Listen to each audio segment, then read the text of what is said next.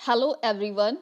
ਅੱਜ ਆਪਾਂ ਜੀ ਇਕੋਨਮੀ ਨੂੰ ਦੇਖਾਂਗੇ, ਜਿਹਨੂੰ ਆਪਾਂ ਬੇਸਿਕਸ ਆਫ ਇਕਨੋਮਿਕਸ ਦਾ ਜਿਹੜਾ ਇਕੋਨਮੀ ਦਾ ਲੈਕਚਰ ਅੱਜ ਆਪਾਂ ਡਿਸਕਸ ਕਰਾਂਗੇ। ਤਾਂ ਦੇਖੋ ਜੀ, ਤੁਹਾਡੇ ਪੀਪੀਐਸਸੀ ਦੇ ਐਗਜ਼ਾਮ ਦੇ ਵਿੱਚ ਕੀ ਹੈ, ਇਕਨੋਮਿਕ ਇਸ਼ੂਜ਼ ਹੈ ਤੁਹਾਡੇ ਸਿਲੇਬਸ ਦੇ ਵਿੱਚ ਡਿਫਾਈਨਡ ਹੈ।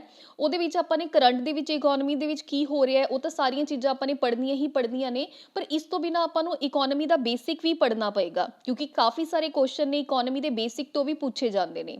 ਤਾਂ ਇਹਦੇ ਵਿੱਚ ਇਹ ਲੈਕਚਰ ਦੇ ਵਿੱਚ ਆਪਾਂ ਬੇਸਿਕਸ ਆਫ ਇਕਨੋਮਿਕ ਹੈ ਜਿਹੜਾ ਕਵਰ ਕਰਾਂਗੇ। ਫਸਟ ਲੈਕਚਰ ਹੋਏਗਾ ਜੀ ਆਪਾਂ, ਤੇ ਇਹਦੇ ਵਿੱਚ ਆਪਾਂ ਸਟਾਰਟਿੰਗ ਤੋਂ ਹੁਣ ਚੱਲਦੇ ਹਾਂ, ਦੇਖਦੇ ਹਾਂ ਜੀ।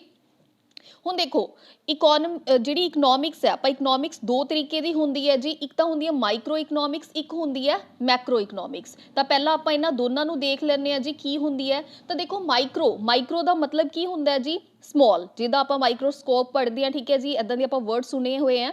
ਤਾਂ ਮਾਈਕਰੋ ਦਾ ਮਤਲਬ ਕੀ ਹੁੰਦਾ ਹੈ? ਸਮੌਲ। ਤਾਂ ਇਹ ਉਹ ਇਕਨੋਮਿਕਸ ਹੁੰਦੀ ਹੈ ਜਾਂ ਸਟੱਡੀ ਹੁੰਦੀ ਹੈ ਜਿਹੜੀ ਕਿ ਇੰਡੀਵਿਜੂਅਲ ਲੈਵਲ ਦੇ ਉੱਪਰ ਜਾਂ ਕਿਸੇ ਕੰਪਨੀ ਲੈਵਲ ਦੇ ਉੱਪਰ ਚੀਜ਼ਾਂ ਨੂੰ ਸਟੱਡੀ ਕਰਦੀ ਹੈ। ਫੋਰ ਐਗਜ਼ਾਮਪਲ, ਅਗਰ ਆਪਾਂ ਦੇਖੀਏ ਕਿ ਇੱਕ ਕੰਪਨੀ ਦੇ ਵਿੱਚ ਕਿੰਨਾ ਪ੍ਰੋਡਕਸ਼ਨ ਹੋ ਰਿਹਾ, ਇੱਕ ਕੰਪਨੀ ਦੀ ਕਿੰਨੀ ਇਨਕਮ ਹੈ, ਇੱਕ ਕੰਪਨੀ ਦਾ ਕਿੰਨਾ ਪ੍ਰੋਫਿਟ ਹੈ, ਤਾਂ ਆਪਾਂ ਉਸ ਸਾਰੀਆਂ ਚੀਜ਼ਾਂ ਨੂੰ ਜੇ ਆਪਾਂ ਦੇਖੀਏ, ਡਾਟਾ ਨੂੰ ਦੇਖੀਏ, ਤਾਂ ਉਸ ਨੂੰ ਆਪਾਂ ਮਾਈਕਰੋ ਇਕਨੋਮਿਕਸ ਦੇ ਵਿੱਚ ਕੰਸੀਡਰ ਕਰਾਂਗੇ।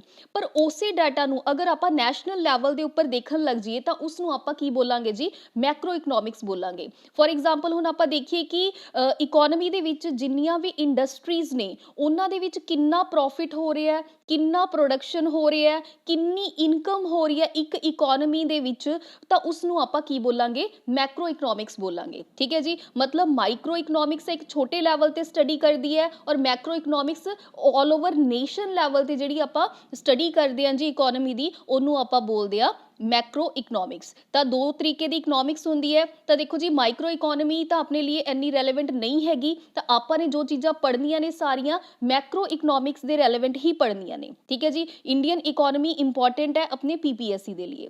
ਚਲੋ ਹੁਣ ਆਪਾਂ ਅੱਗੇ ਦੇਖਦੇ ਹਾਂ ਜੀ। ਅੱਗੇ ਹੁਣ ਆਪਣੇ ਪਾਸ ਕੀ ਕੀ ਚੀਜ਼ ਦਿੱਤੀ ਹੋਈ ਹੈ। ਹੁਣ ਦੇਖੋ, ਆਪਾਂ ਨੇ ਇਹ ਤਾਂ ਦੇਖ ਲਿਆ ਕਿ ਜਿਹੜੀ ਇਕਨੋਮਿਕਸ ਆ ਦੋ ਟਾਈਪ ਦੀ ਹੁੰਦੀ ਹੈ। ਤਾਂ ਹੁਣ ਆਪਾਂ ਦੇਖਦੇ ਹਾਂ ਵੀ ਜਿਹੜੀ ਇਕੋਨਮੀ ਕਿੰਨੇ ਟਾਈਪ ਦੀ ਹੁੰਦੀ ਹੈ। ਠੀਕ ਹੈ ਜੀ, ਆਪਾਂ ਨੇ ਦੋ ਬੇਸਿਕ ਟਾਈਪਸ ਪੜ੍ਹ ਲੀਆਂ ਇਕਨੋਮਿਕਸ ਦੀਆਂ, ਇੱਕ ਮਾਈਕਰੋ ਇੱਕ ਮੈਕਰੋ। ਹੁਣ ਆਪਾਂ ਇਕੋਨਮੀ ਦੀਆਂ ਟਾਈਪਸ ਦੇਖਦੇ ਹਾਂ। ਦੇਖੋ, ਤਿੰਨ ਤਰੀਕੇ ਦੀ ਇਕੋਨਮੀ ਹੈ ਜਿਹੜੀ ਐਗਜ਼ਿਸਟ ਕਰਦੀ ਹੈ। ਤਾਂ ਉਹਨੂੰ ਸਾਰੀਆਂ ਤਿੰਨੋਂ ਜਿਹੜੀਆਂ ਟਾਈਪਸ ਨੇ ਉਹਨਾਂ ਨੂੰ ਆਪਾਂ ਡਿਸਕਸ ਕਰਦੇ ਹਾਂ। ਤਾਂ ਪਹਿਲੀ ਟਾਈਪ ਆਪਣੇ ਪਾਸ ਹੈਗੀ ਆ ਜੀ ਸੈਂਟਰਲ ਪਲੈਨਡ ਇਕੋਨਮੀ। ਦੇਖੋ, ਇਹਦੇ ਨਾਮ ਤੋਂ ਹੀ ਕਲੀਅਰ ਕਰਦਾ, ਸੈਂਟਰਲ ਪਲੈਨਡ ਇਕੋਨਮੀ। ਉਹ ਇਕੋਨਮੀ ਜਿਹਨੂੰ ਸੈਂਟਰ ਪਲਾਨ ਕਰਦਾ, ਮੀਨਸ ਜਿਹਨੂੰ ਗਵਰਨਮੈਂਟ ਪਲਾਨ ਕਰਦੀ ਹੈ। ਉੱਥੇ ਕੀ ਪ੍ਰੋਡਕਸ਼ਨ ਹੋਣਾ ਹੈ, ਕੀ ਪ੍ਰੋਡਿਊਸ ਹੋਏਗਾ, ਉੱਥੇ ਕਿੰਨੀ ਪ੍ਰੋਡਕਸ਼ਨ ਹੋਏਗੀ, ਕਿਹੜੀ ਚੀਜ਼ ਦੀ ਪ੍ਰੋਡਕਸ਼ਨ ਹੋਏਗੀ। ਠੀਕ ਹੈ, ਇਹ ਸਾਰੀਆਂ ਚੀਜ਼ਾਂ ਦੀ ਜਦੋਂ ਇਹ ਸਾਰੀਆਂ ਚੀਜ਼ਾਂ ਨੂੰ ਜਦੋਂ ਗਵਰਨਮੈਂਟ ਡਿਸਾਈਡ ਕਰਦੀ ਹੈ, ਠੀਕ ਹੈ ਜੀ, ਤਾਂ ਉਹਨੂੰ ਆਪਾਂ ਕੀ ਬੋਲਦੇ ਹਾਂ ਜੀ? ਸੈਂਟਰਲ ਪਲਾਨਡ ਇਕੋਨਮੀ ਬੋਲਦੇ ਆ। ਤਾਂ ਦੇਖੋ, ਅਗਰ ਆਪਾਂ ਸੈਂਟਰਲ ਪਲਾਨਡ ਇਕੋਨਮੀ ਦੀ ਗੱਲ ਕਰੀਏ ਤਾਂ ਸੈਂਟਰਲ ਪਲਾਨਡ ਇਕੋਨਮੀ ਦੇ ਵਿੱਚ ਅਗਰ ਗਵਰਨਮੈਂਟ ਹੈ ਕੋਈ ਡਿਸੀਜ਼ਨ ਲਏਗੀ ਤਾਂ ਉਹ ਕਿਸ ਚੀਜ਼ ਨੂੰ ਧਿਆਨ ਦੇ ਵਿੱਚ ਰੱਖ ਕੇ ਲਏਗੀ? ਲੋਕਾਂ ਦੀ ਨੀਡਸ ਨੂੰ ਧਿਆਨ ਦੇ ਵਿੱਚ ਰੱਖ ਕੇ ਲਏਗੀ, ਜਿਹਦੇ ਵਿੱਚ ਉਹ ਸਿਰਫ ਆਪਣਾ ਕੋਈ ਪ੍ਰੋਫਿਟ ਨਹੀਂ ਦੇਖੇਗੀ, ਜਿਹੜੇ ਸੁਸਾਇਟੀ ਦੇ ਵੈਲਫੇਅਰ ਦੇ ਲਈ ਵੀ ਕੀ ਕਰੇਗੀ? ਕੰਮ ਕਰੇਗੀ। ਤਾਂ ਸੈਂਟਰਲ ਪਲਾਨਡ ਇਕੋਨਮੀ ਉਹ ਇਕੋਨਮੀ ਜਿਹਦੇ ਵਿੱਚ ਗਵਰਨਮੈਂਟ ਕੀ ਕਰੇਗੀ ਜੀ? ਡਿਸੀਜ਼ਨ ਲਏਗੀ, ਪ੍ਰੋਡਕਸ਼ਨ ਦਾ ਹਰ ਚੀਜ਼ ਦਾ ਜਿਹੜਾ ਡਿਸੀਜ਼ਨ ਹੈ ਉਹ ਗਵਰਨਮੈਂਟ ਲਏਗੀ। ਉੱਥੇ ਕੋਈ ਪ੍ਰੋਫਿਟ ਮੋਟਿਵ ਨਹੀਂ ਦੇਖਿਆ ਜਾਏਗਾ, ਉੱਥੇ ਲੋਕਾਂ ਦੀ ਨੀਡਸ ਨੂੰ ਸੈਟਿਸਫਾਈ ਕੀਤਾ ਜਾਏਗਾ। ਔਰ ਇਸ ਤੋਂ ਬਿਨਾਂ ਜੋ ਸੁਸਾਇਟੀ ਦੇ ਵੈਲਫੇਅਰ ਦੇ ਲਈ ਕੀ ਹੈ ਜੀ ਕੰਮ ਹੈ, ਜਿਹੜੀਆਂ ਜੋ ਸਕੀਮਸ ਆਪਾਂ ਦੇਖਦੇ ਹਾਂ ਉਹ ਕੀ ਕੀਤੀਆਂ ਜਾਂਦੀਆਂ ਨੇ? ਇੱਥੇ ਲਾਂਚ ਕੀਤੀਆਂ ਜਾਂਦੀਆਂ ਨੇ। ਉਸ ਤੋਂ ਬਾਅਦ ਸੈਕਿੰਡ ਆਪਣੇ ਪਾਸ ਜਿਹੜੀ ਟਾਈਪ ਹੈਗੀ ਹੈ ਉਹ ਹੈਗੀ ਆਪਣੇ ਪਾਸ ਮਾਰਕੀਟ ਇਕੋਨਮੀ, ਜਾਂ ਜਿਹਨੂੰ ਆਪਾਂ ਫ੍ਰੀ ਐਂਟਰਪ੍ਰਾਈਜ਼ਸ ਇਕੋਨਮੀ ਵੀ ਬੋਲ ਦਿੰਦੇ ਹਾਂ। ਦੇਖੋ, ਇਹਦੇ ਨੇਮ ਤੋਂ ਹੀ ਕਲੀਅਰ ਹੁੰਦਾ ਹੈ ਕਿ ਜਿੱਥੇ ਜਿਹੜੇ ਪ੍ਰਾਈਵੇਟ ਪਲੇਅਰਸ ਨੇ ਉਹ ਕੀ ਕਰਨਗੇ? ਪ੍ਰੋਡਕਸ਼ਨ ਕ੍ਰੀਏਟ ਕਰਨਗੇ, ਉਹੀ ਡਿਸੀਜ਼ਨ ਲੈਣਗੇ ਕਿ ਕੀ ਪ੍ਰੋਡਿਊਸ ਕਰਨਾ, ਕੀ ਨਹੀਂ ਪ੍ਰੋਡਿਊਸ ਕਰਨਾ। ਹੁਣ ਜਦੋਂ ਪ੍ਰਾਈਵੇਟ ਪਲੇਅਰ ਇਕੋਨਮੀ ਨੂੰ ਚਲਾ ਰਿਹਾ ਹੈ ਤਾਂ ਉਹ ਕੀ ਕਰੇਗਾ ਜੀ? ਆਪਣੇ ਪ੍ਰੋਫਿਟ ਮੋਟਿਵ ਦੇ ਲਈ ਹੀ ਕੀ ਕਰੇਗਾ ਜੀ? ਜੋ ਵੀ ਚੀਜ਼ ਬਣਾਏਗਾ। ਤਾਂ ਮਤਲਬ ਉਹ ਉਹੀ ਚੀਜ਼ਾਂ ਦੀ ਪ੍ਰੋਡਕਸ਼ਨ ਕਰੇਗਾ ਜਿੱਥੋਂ ਉਹਨੂੰ ਪ੍ਰੋਫਿਟ ਅਰਨ ਹੋਏਗਾ, ਉਹ ਕੋਈ ਵੈਲਫੇਅਰ ਵਾਲੀ ਸਾਈਡ ਧਿਆਨ ਨਹੀਂ ਦੇਗਾ। ਤਾਂ ਜਿਹੜੀ ਮਾਰਕੀਟ ਇਕੋਨਮੀ ਹੈ ਉਹਦੇ ਵਿੱਚ ਆਪਾਂ ਕੋਈ ਸੋਸ਼ਲ ਵੈਲਫੇਅਰ ਨਹੀਂ ਦੇਖਦੇ, ਉਹਦੇ ਵਿੱਚ ਪ੍ਰਾਈਵੇਟ ਪਲੇਅਰਸ ਹੀ ਹੁੰਦੇ ਨੇ। ਠੀਕ ਹੈ ਜੀ, ਜਿਹੜੇ ਕੀ ਕਰਦੇ ਨੇ? ਸਭ ਕੁਝ ਡਿਸਾਈਡ ਕਰਦੇ ਨੇ। ਹੁਣ ਥਰਡ ਟਾਈਪ ਆਪਣੇ ਪਾਸ ਆ ਜਾਂਦੀ ਹੈ ਜੀ ਮਿਕਸਡ ਇਕੋਨਮੀ। ਜਾਂ ਜਿਹਨੂੰ ਆਪਾਂ ਡਿਊਲ ਇਕੋਨਮੀ ਵੀ ਬੋਲ ਦਿੰਦੇ ਆ। ਤਾਂ ਦੇਖੋ ਮਿਕਸਡ ਇਕੋਨਮੀ ਦੇ ਨੇਮ ਤੋਂ ਹੀ ਕਲੀਅਰ ਹੁੰਦਾ, ਜਿਹੜੀਆਂ ਉੱਪਰ ਵਾਲੀਆਂ ਦੋਨੋਂ ਜਿਹੜੀਆਂ ਆਪਣੇ ਪਾਸ ਟਾਈਪਸ ਨੇ ਇਕੋਨਮੀ ਦੀਆਂ, ਉਹਨਾਂ ਦਾ ਜਿਹੜਾ ਮਿਕਸਚਰ ਹੁੰਦਾ ਉਹਨੂੰ ਆਪਾਂ ਮਿਕਸਡ ਇਕੋਨਮੀ ਬੋਲਦੇ ਆ। ਮਤਲਬ ਮਿਕਸਡ ਇਕੋਨਮੀ ਦੇ ਵਿੱਚ ਪ੍ਰਾਈਵੇਟ ਪਲੇਅਰਸ ਐਂਡ ਗਵਰਨਮੈਂਟ ਦੋਨੋਂ ਮਿਲ ਕੇ ਕੀ ਕਰਦੇ ਆ ਜੀ, ਕੰਮ ਕਰਦੇ ਆ। ਤਾਂ ਦੇਖੋ ਜੀ ਜਿਹੜਾ ਪ੍ਰਾਈਵੇਟ ਪਲੇਅਰ ਹੈ ਉਹ ਕੀ ਕਰੇਗਾ ਜੀ, ਆਪਣਾ ਪ੍ਰੋਫਿਟ ਵੀ ਅਰਨ ਕਰੇਗਾ, ਤੇ ਗਵਰਨਮੈਂਟ ਵੀ ਰੋਲ ਪਲੇ ਕਰੇਗੀ। ਗਵਰਨਮੈਂਟ ਡਿਸਾਈਡ ਕਰੇਗੀ ਕਿ ਕੀ ਚੀਜ਼ ਪ੍ਰੋਡਿਊਸ ਕਰਨੀ ਹੈ, ਕਿਹੜੀ ਪ੍ਰੋਡਕਸ਼ਨ ਕਰਨੀ ਹੈ। ਤਾਂ ਉਸ ਲੈਵਲ ਦੇ ਨਾਲ ਕੀ ਹੋਏਗਾ ਜੀ, ਇਸ ਮਿਕਸਡ ਇਕੋਨਮੀ ਦੇ ਵਿੱਚ ਵੈਲਫੇਅਰ ਆਫ ਸੁਸਾਇਟੀ ਦਾ ਵੀ ਧਿਆਨ ਰੱਖਿਆ ਜਾਂਦਾ, ਤੇ ਇਸ ਤੋਂ ਬਿਨਾਂ ਜਿਹੜੇ ਪ੍ਰਾਈਵੇਟ ਪਲੇਅਰਸ ਨੇ ਉਹ ਵੀ ਆਪਣਾ ਜਿਹੜਾ ਪ੍ਰੋਫਿਟ ਹੈ ਉਹ ਵੀ ਅਰਨ ਕਰ ਲੈਂਦੇ ਨੇ। ਠੀਕ ਹੈ ਜੀ। ਤਾਂ ਜਿਹੜੀ ਇੰਡੀਅਨ ਇਕੋਨਮੀ ਹੈ ਬੇਸਿਕਲੀ ਉਹ ਕਿਸ ਟਾਈਪ ਦੀ ਇਕੋਨਮੀ ਹੈ, ਉਹ ਡਿਊਲ ਇਕੋਨਮੀ ਵੀ ਕਹਿ ਸਕਦੇ ਹਾਂ ਆਪਾਂ, ਜਾਂ ਫਿਰ ਆਪਾਂ ਮਿਕਸਡ ਇਕੋਨਮੀ ਵੀ ਕਹਿ ਸਕਦੇ ਹਾਂ। ਤਾਂ ਇਹ ਸੀਗੀਆਂ ਜੀ ਆਪਣੇ ਪਾਸ 3 ਟਾਈਪਸ ਆਫ ਇਕੋਨਮੀਜ਼। ਤਾਂ ਹੁਣ ਆਪਾਂ ਅੱਗੇ ਦੇਖਦੇ ਹਾਂ ਜੀ, ਆਪਣਾ ਜਿਹੜਾ ਨੈਕਸਟ ਟੌਪਿਕ ਹੈ। ਹੁਣ ਆਪਾਂ ਨੇ ਇਹ ਦੇਖ ਲਿਆ ਕਿ ਇਕਨੋਮਿਕਸ ਕਿੰਨੇ ਟਾਈਪ ਦੀ ਹੁੰਦੀ ਹੈ, ਤਾਂ ਆਪਾਂ ਨੇ ਟਾਈਪਸ ਆਫ ਇਕੋਨਮੀ ਵੀ ਟਾਈਪਸ ਦੇਖ ਲਿਆ ਵੀ ਕਿੱਦਾਂ ਕਿੱਦਾਂ ਇਕੋਨਮੀ ਨੂੰ ਰਨ ਕੀਤਾ ਜਾਂਦਾ। ਇੱਕ ਗਵਰਨਮੈਂਟ ਰਨ ਕਰਦੀ ਹੈ, ਇੱਕ ਪ੍ਰਾਈਵੇਟ ਪਲੇਅਰਸ ਰਨ ਕਰਦੇ ਆ। ਇੱਕ ਤਰ੍ਹਾਂ ਇੱਕ ਇੱਦਾਂ ਦੀ ਇਕੋਨਮੀ ਹੁੰਦੀ ਹੈ ਜਿੱਥੇ ਪ੍ਰਾਈਵੇਟ ਪਾਰਟਨਰਸ਼ਿਪ ਔਰ ਗਵਰਨਮੈਂਟ ਦੋਨੋਂ ਮਿਲ ਕੇ ਕੋਲੈਬੋਰੇਟ ਕਰਦੇ ਨੇ। ਤਾਂ ਆਪਾਂ ਨੇ ਇਹ ਵੀ ਦੇਖਿਆ ਸੀ ਕਿ ਇੰਡੀਆ ਕੀ ਹੈ, ਇੱਦਾਂ ਦੀ ਮਿਕਸ ਟਾਈਪ ਆਫ ਇਕੋਨਮੀ ਹੈ। ਤਾਂ ਹੁਣ ਨੈਕਸਟ ਆਪਣਾ ਜਿਹੜਾ ਬੇਸਿਕ ਕੰਸੈਪਟ ਹੈ ਜੀ, ਮਾਰਕੀਟ ਇਕੁਇਲਿਬ੍ਰੀਅਮ। ਤਾਂ ਦੇਖੋ ਜੀ ਇਹ ਕੀ ਚੀਜ਼ ਹੁੰਦੀ ਹੈ, ਜਦੋਂ ਡਿਮਾਂਡ ਔਰ ਸਪਲਾਈ ਦੋਨੋਂ ਕੀ ਹੋ ਜਾਣ, ਮਾਰਕੀਟ ਦੇ ਵਿੱਚ ਇਕੁਅਲ ਲੈਵਲ ਦੇ ਉੱਪਰ ਆ ਜਾਣ। ਜਿੰਨੀ ਡਿਮਾਂਡ ਹੈ ਓਨੀ ਹੀ ਸਪਲਾਈ ਆ ਰਹੀ ਹੈ, ਤਾਂ ਉਸ ਪੁਆਇੰਟ ਨੂੰ, ਉਸ ਸੈਂਟਰ ਪੁਆਇੰਟ ਨੂੰ ਜਾਂ ਉਸ ਕੰਡੀਸ਼ਨ ਨੂੰ ਆਪਾਂ ਕੀ ਬੋਲਦੇ ਹਾਂ, ਮਾਰਕੀਟ ਇਕੁਇਲਿਬ੍ਰੀਅਮ ਬੋਲਦੇ ਹਾਂ। ਠੀਕ ਹੈ ਜੀ, ਇਹਦਾ ਨਾਮ ਤੋਂ ਹੀ ਇਕੁਅਲ ਤੋਂ ਹੀ ਆਪਾਂ ਨੂੰ ਕਲੀਅਰ ਹੁੰਦਾ ਹੈ। ਠੀਕ ਹੈ ਜੀ। ਤਾਂ ਹੁਣ ਦੇਖੋ ਜੀ ਇਹ ਤਾਂ ਆਪਾਂ ਨੇ ਦੇਖ ਲਿਆ ਕਿ ਜਿੱਥੇ ਡਿਮਾਂਡ ਤੇ ਜਿਹੜੀ ਸਪਲਾਈ ਹੈ ਜਦੋਂ ਇਕੁਅਲ ਮੈਚ ਕਰ ਜਾਂਦੀਆਂ ਨੇ, ਤਾਂ ਉਸ ਟਾਈਮ ਦੇ ਵਿੱਚ ਆਪਾਂ ਉਸ ਚੀਜ਼ ਨੂੰ ਮਾਰਕੀਟ ਇਕੁਇਲਿਬ੍ਰੀਅਮ ਬੋਲ ਦਿੰਦੇ ਆ। ਤਾਂ ਹੁਣ ਇਸ ਚੀਜ਼ ਦੀ ਕੀ ਐਡਵਾਂਟੇਜ ਹੁੰਦੀ ਹੈ, ਤਾਂ ਦੇਖੋ ਇਸ ਨੂੰ ਆਪਣੀ ਐਡਮ ਸਮਿਥ ਨੇ, ਐਡਮ ਸਮਿਥ ਦਾ ਨਾਮ ਹੈ ਤੁਸੀਂ ਸਭ ਨੇ ਸੁਣਿਆ ਹੀ ਹੋਏਗਾ ਜੀ। ਐਡਮ ਸਮਿਥ ਨੂੰ ਕੀ ਬੋਲਿਆ ਜਾਂਦਾ ਜੀ, ਫਾਦਰ ਆਫ ਇਕਨੋਮਿਕਸ ਬੋਲਿਆ ਜਾਂਦਾ ਹੈ। ਤਾਂ ਦੇਖੋ ਜੀ ਐਡਮ ਸਮਿਥ ਨੇ ਇਸ ਟਰਮ ਨੂੰ ਕੀ ਕਿਹਾ ਸੀਗਾ, ਇਸ ਟਰਮ ਨੂੰ ਇਨਵਿਜ਼ੀਬਲ ਹੈਂਡ ਦੱਸਿਆ ਸੀਗਾ, ਕਿਹਾ ਸੀਗਾ ਮਤਲਬ। ਤਾਂ ਦੇਖੋ ਇਨਵਿਜ਼ੀਬਲ ਹੈਂਡ ਦਾ ਮਤਲਬ ਕੀ ਹੈ, ਤਾਂ ਹੁਣ ਦੇਖੋ ਆਪਾਂ ਥੋੜਾ ਜਿਹਾ ਇਕਨੋਮਿਕਸ ਨੂੰ ਚੰਗੀ ਤਰੀਕੇ ਦੇ ਨਾਲ ਸਮਝਦੇ ਹਾਂ। ਦੇਖੋ ਕੋਈ ਵੀ ਜਿਹੜੀ ਇਕੋਨਮੀ ਹੈ ਉਹਦੇ ਵਿੱਚ ਅਗਰ ਜਿਹੜੀ ਇਕੋਨਮੀ ਹੈ ਡਾਊਨਫਾਲ ਜਾਂਦੀ ਹੈ, ਠੀਕ ਹੈ, ਜਾਂ ਪ੍ਰੋਡਕਸ਼ਨ ਲੈਵਲ ਗਿਰ ਜਾਂਦਾ ਹੈ, ਤਾਂ ਗਵਰਨਮੈਂਟ ਕਾਫੀ ਸਾਰੇ ਐਫਰਟ ਲਗਾਉਂਦੀ ਹੈ ਪ੍ਰੋਡਕਸ਼ਨ ਲੈਵਲ ਨੂੰ ਵਧਾਉਣ ਦੇ ਲਈ, ਇਕੋਨਮੀ ਦੇ ਵਿੱਚ ਡਿਮਾਂਡ ਨੂੰ ਜਨਰੇਟ ਕਰਨ ਦੇ ਲਈ, ਤਾਂ ਕਿ ਇਕੋਨਮੀ ਦੇ ਵਿੱਚ ਪੈਸੇ ਦਾ ਜਿਹੜਾ ਫਲੋ ਆ ਉਹ ਬਣਿਆ ਰਵੇ। ਹੁਣ ਰੀਸੈਂਟ ਪਿੱਛੇ ਕੀ ਹੋਇਆ ਸੀਗਾ, ਆਪਾਂ ਨੇ ਦੇਖਿਆ ਸੀਗਾ ਕਿ ਜਦੋਂ ਕੋਵਿਡ ਦੇ ਟਾਈਮ ਦੇ ਵਿੱਚ ਇਕੋਨਮੀ ਬਿਲਕੁਲ ਗਿਰ ਗਈ ਸੀਗੀ, ਤਾਂ ਉਸ ਤੋਂ ਬਾਅਦ ਆਪਾਂ ਦੇਖਿਆ ਸੀ ਸਰਕਾਰ ਨੇ ਕਿੱਦਾਂ ਕਾਫੀ ਸਾਰੇ ਜਿਹੜੇ ਪੈਕੇਜ ਸੀਗੇ ਲਾਂਚ ਕੀਤੇ ਸੀਗੇ। ਉਹਨਾਂ ਦਾ ਪਰਪਸ ਕੀ ਸੀਗਾ ਕਿ ਪੈਸਾ ਜਨਰੇਟ ਕਿਉਂ ਕੀਤਾ ਗਿਆ ਸੀਗਾ ਇਕੋਨਮੀ ਦੇ ਵਿੱਚ, ਲੋਨਸ ਵਗੈਰਾ ਜਦੋਂ ਪ੍ਰੋਵਾਈਡ ਕੀਤੇ ਗਏ ਤਾਂ ਲੋਕਾਂ ਕੋਲ ਉਹਦੇ ਨਾਲ ਕੀ ਹੋਏਗਾ ਜੀ, ਪੈਸਾ ਆਏਗਾ। ਅਗਰ ਪੈਸਾ ਆਏਗਾ ਤਾਂ ਲੋਕੀ ਆਪਣੇ ਬਿਜ਼ਨਸ ਕੀ ਕਰਨਗੇ, ਸੈਟਅਪ ਕਰਨਗੇ। ਜਦੋਂ ਬਿਜ਼ਨਸ ਸੈੱਟ ਹੋਣਗੇ ਤਾਂ ਉਹਦੇ ਨਾਲ ਕੀ ਹੋਏਗਾ ਜੀ, ਪ੍ਰੋਡਕਸ਼ਨ ਵਧੇਗੀ। ਜਦੋਂ ਇਕੋਨਮੀ ਦੇ ਵਿੱਚ ਪ੍ਰੋਡਕਸ਼ਨ ਵਧੇਗੀ ਤਾਂ ਡਿਮਾਂਡ ਇਨਕਰੀਜ਼ ਹੋਏਗੀ। ਤਾਂ ਇਸ ਤਰ੍ਹਾਂ ਇਕੋਨਮੀ ਕੀ ਚੱਲਣ ਲੱਗ ਜਾਏਗੀ, ਰਨ ਕਰਨ ਲੱਗ ਜਾਏਗੀ। ਠੀਕ ਹੈ ਜੀ, ਚੱਲਣ ਲੱਗ ਜਾਏਗੀ।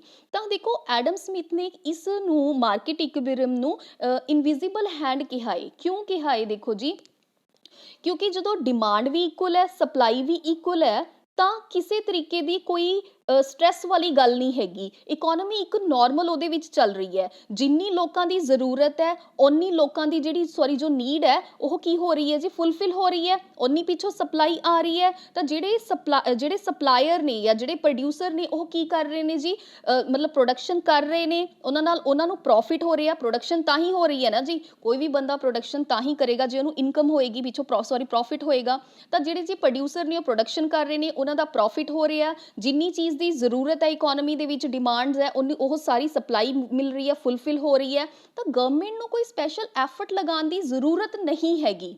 ਠੀਕ ਹੈ ਜੀ, ਮਤਲਬ ਸਾਰੇ ਜਿਹੜੇ ਪੋਜ਼ਿਟਿਵ ਫੈਕਟਰਸ ਨੇ ਉਹ ਇੱਥੇ ਕੀ ਹੋ ਰਹੇ ਨੇ, ਫੁੱਲਫਿਲ ਹੋ ਰਹੇ ਨੇ। ਤਾਂ ਮਤਲਬ ਕਿਸੇ ਤਰੀਕੇ ਦਾ ਸਰਕਾਰ ਨੂੰ ਆਪਣਾ ਕੋਈ ਵੀ ਇਹਦੇ ਵਿੱਚ ਇੰਟਰਫੇਅਰ ਕਰਨ ਦੀ ਜ਼ਰੂਰਤ ਨਹੀਂ। ਸਰਕਾਰ ਦੇ ਬੈਠੇ ਬਿਠਾਏ ਹੀ ਕੀ ਹੋ ਰਿਹਾ, ਸਾਰਾ ਕੰਮ ਆਟੋਮੈਟਿਕਲੀ ਕੀ ਹੋ ਰਿਹਾ, ਪੋਜ਼ਿਟਿਵ ਜਿਹੜੀਆਂ ਕੰਡੀਸ਼ਨਸ ਨੇ ਉਹ ਚੱਲ ਰਹੀਆਂ ਨੇ।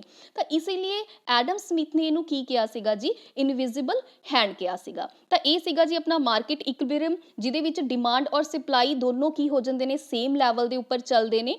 ਤਾਂ ਹੁਣ ਉਸ ਤੋਂ ਬਾਅਦ ਆਪਾਂ ਆਪਣਾ ਨੈਕਸਟ ਕੰਸੈਪਟ ਦੇਖਦੇ ਹਾਂ ਜੀ, ਜਿਹਨੂੰ ਆਪਾਂ ਬੋਲਦੇ ਹਾਂ ਜੀ ਲਾਅ ਆਫ ਡਿਮਾਂਡ। ਇਕੋਨਮੀ ਦੇ ਵਿੱਚ ਜੀ ਲਾਅ ਆਫ ਡਿਮਾਂਡ ਕਿੱਦਾਂ ਕੰਮ ਕਰਦਾ ਹੈ, ਇਹ ਕਾਫੀ ਇੰਪੋਰਟੈਂਟ ਹੈ ਆਪਣੇ ਲਈ ਜਾਣਨਾ। ਤਾਂ ਦੇਖੋ ਜੀ ਲॉ ਆਫ ਡਿਮਾਂਡ ਦਾ ਹਮੇਸ਼ਾ ਰੂਲ ਕੀ ਹੈ ਜੀ, ਜਿੱਦਾਂ ਹੀ ਕਿਸੇ ਚੀਜ਼ ਦਾ ਪ੍ਰਾਈਸ ਵੱਧ ਜਾਂਦਾ ਏ, ਠੀਕ ਹੈ ਜੀ, ਉਹਦੀ ਜਿਹੜੀ ਡਿਮਾਂਡ ਹੈ ਆਟੋਮੈਟਿਕਲੀ ਕੀ ਹੋ ਜਾਂਦੀ ਹੈ, ਲੋ ਹੋ ਜਾਂਦੀ ਹੈ। ਇਹ ਤੁਹਾਨੂੰ ਪਤਾ ਹੈ, ਜਿੱਦਾਂ ਹੀ ਕਿਸੇ ਚੀਜ਼ ਦਾ ਪ੍ਰਾਈਸ ਘਟ ਜਾਂਦਾ ਏ, ਉਦਾਂ ਹੀ ਉਹਦੀ ਡਿਮਾਂਡ ਆਟੋਮੈਟਿਕਲੀ ਕੀ ਹੋ ਜਾਂਦੀ ਹੈ, ਜ਼ਿਆਦਾ ਹੋ ਜਾਂਦੀ ਹੈ। ਤਾਂ ਇਹ ਕੀ ਹੈ ਜੀ, ਬੇਸਿਕਲੀ ਆਪਣੀ ਲॉ ਹੈ ਜੀ ਡਿਮਾਂਡ ਦਾ, ਠੀਕ ਹੈ। ਪਰ ਇਹ ਗੁੱਡਸ ਟੂ ਗੁੱਡਸ ਵੈਰੀ ਕਰਦਾ ਹੈ, ਠੀਕ ਹੈ ਜੀ, ਮਤਲਬ ਗੁੱਡਸ ਟੂ ਗੁੱਡਸ ਵੈਰੀ ਕਰਦਾ ਕਿ ਕਿਹੜੀਆਂ ਚੀਜ਼ਾਂ ਦੀ ਡਿਮਾਂਡ ਵੱਧ ਜਾਂਦੀ ਹੈ, ਕਿਸੇ ਦੀ ਵੱਧ ਵੀ ਜਾਂਦੀ ਹੈ, ਕਿਸੇ ਦੀ ਘਟ ਵੀ ਜਾਂਦੀ ਹੈ, ਠੀਕ ਹੈ। ਪਰ ਕੁਛ ਸਾਰੀਆਂ ਚੀਜ਼ ਮਤਲਬ ਇੱਕ ਸਟੈਂਡਰਡ ਚੀਜ਼ਾਂ ਨੇ ਜਿਹੜੀਆਂ, ਉਹਨਾਂ ਦੇ ਲਈ ਇਹ ਚੀਜ਼ ਇੰਪਲੀਮੈਂਟ ਹੁੰਦੀ ਹੈ। ਤੇ ਅਲੱਗ-ਅਲੱਗ ਟਾਈਪ ਦੀਆਂ ਜਿਹੜੀਆਂ ਕਿਹੜੀਆਂ-ਕਿਹੜੀਆਂ ਗੁੱਡਸ ਨੇ, ਉਹਨਾਂ ਨੂੰ ਵੀ ਆਪਾਂ ਕੀ ਕਰਦੇ ਹਾਂ ਜੀ, ਇੱਥੇ ਡਿਸਕਸ ਕਰਦੇ ਹਾਂ। ਤਾਂ ਦੇਖੋ ਜੀ, ਇੱਕ ਤਾਂ ਹੁੰਦੀਆਂ ਨੇ ਨਾਰਮਲ ਗੁੱਡਸ, ਤੁਹਾਨੂੰ ਸਕਰੀਨ ਤੇ ਵਿਜ਼ੀਬਲ ਹੋ ਰਿਹਾ ਹੋਏਗਾ। ਇੱਕ ਹੁੰਦੀਆਂ ਨੇ ਜੀ ਆਪਣੇ ਪਾਸ ਨਾਰਮਲ ਗੁੱਡਸ। ਦੇਖੋ ਨਾਰਮਲ ਗੁੱਡਸ ਕਿਹੜੀਆਂ ਗੁੱਡਸ ਹੁੰਦੀਆਂ ਨੇ, ਜਿਨ੍ਹਾਂ ਦੀ ਜਿਹੜੀ ਕੁਆਂਟੀਟੀ ਹੈ ਉਹ ਡਾਇਰੈਕਟਲੀ ਪ੍ਰਪੋਰਸ਼ਨਲ ਹੁੰਦੀ ਹੈ ਟੂ ਇਨਕਮ ਦੇ। ਕਿੱਦਾਂ? ਫॉर एग्जाम्पल एक बेसिक चीज़ा घर दे विच यूज़ होने वाली कोई भी बेसिक चीज़ा, जिद्दां ही तुहाडी इनकम दा स्टेटस इनक्रीज़ हुंदा है तां तुसीं वो चीज़ां दी जिहड़ी कंजम्पशन है वो वधा दिंदे हो। ये है जी अपने पास नॉर्मल गुड्स। इन्हां दे लई ये लॉ ऑफ डिमांड है जिहड़ा कंप्लीटली की हुंदा है जी, इंप्लीमेंट हुंदा है। उस तो बाद सैकेंड टाइप ਦੀਆਂ ਚੀਜ਼ਾਂ ਹੁੰਦੀਆਂ ਨੇ ਇਨਫੀਰੀਅਰ ਗੁੱਡਸ।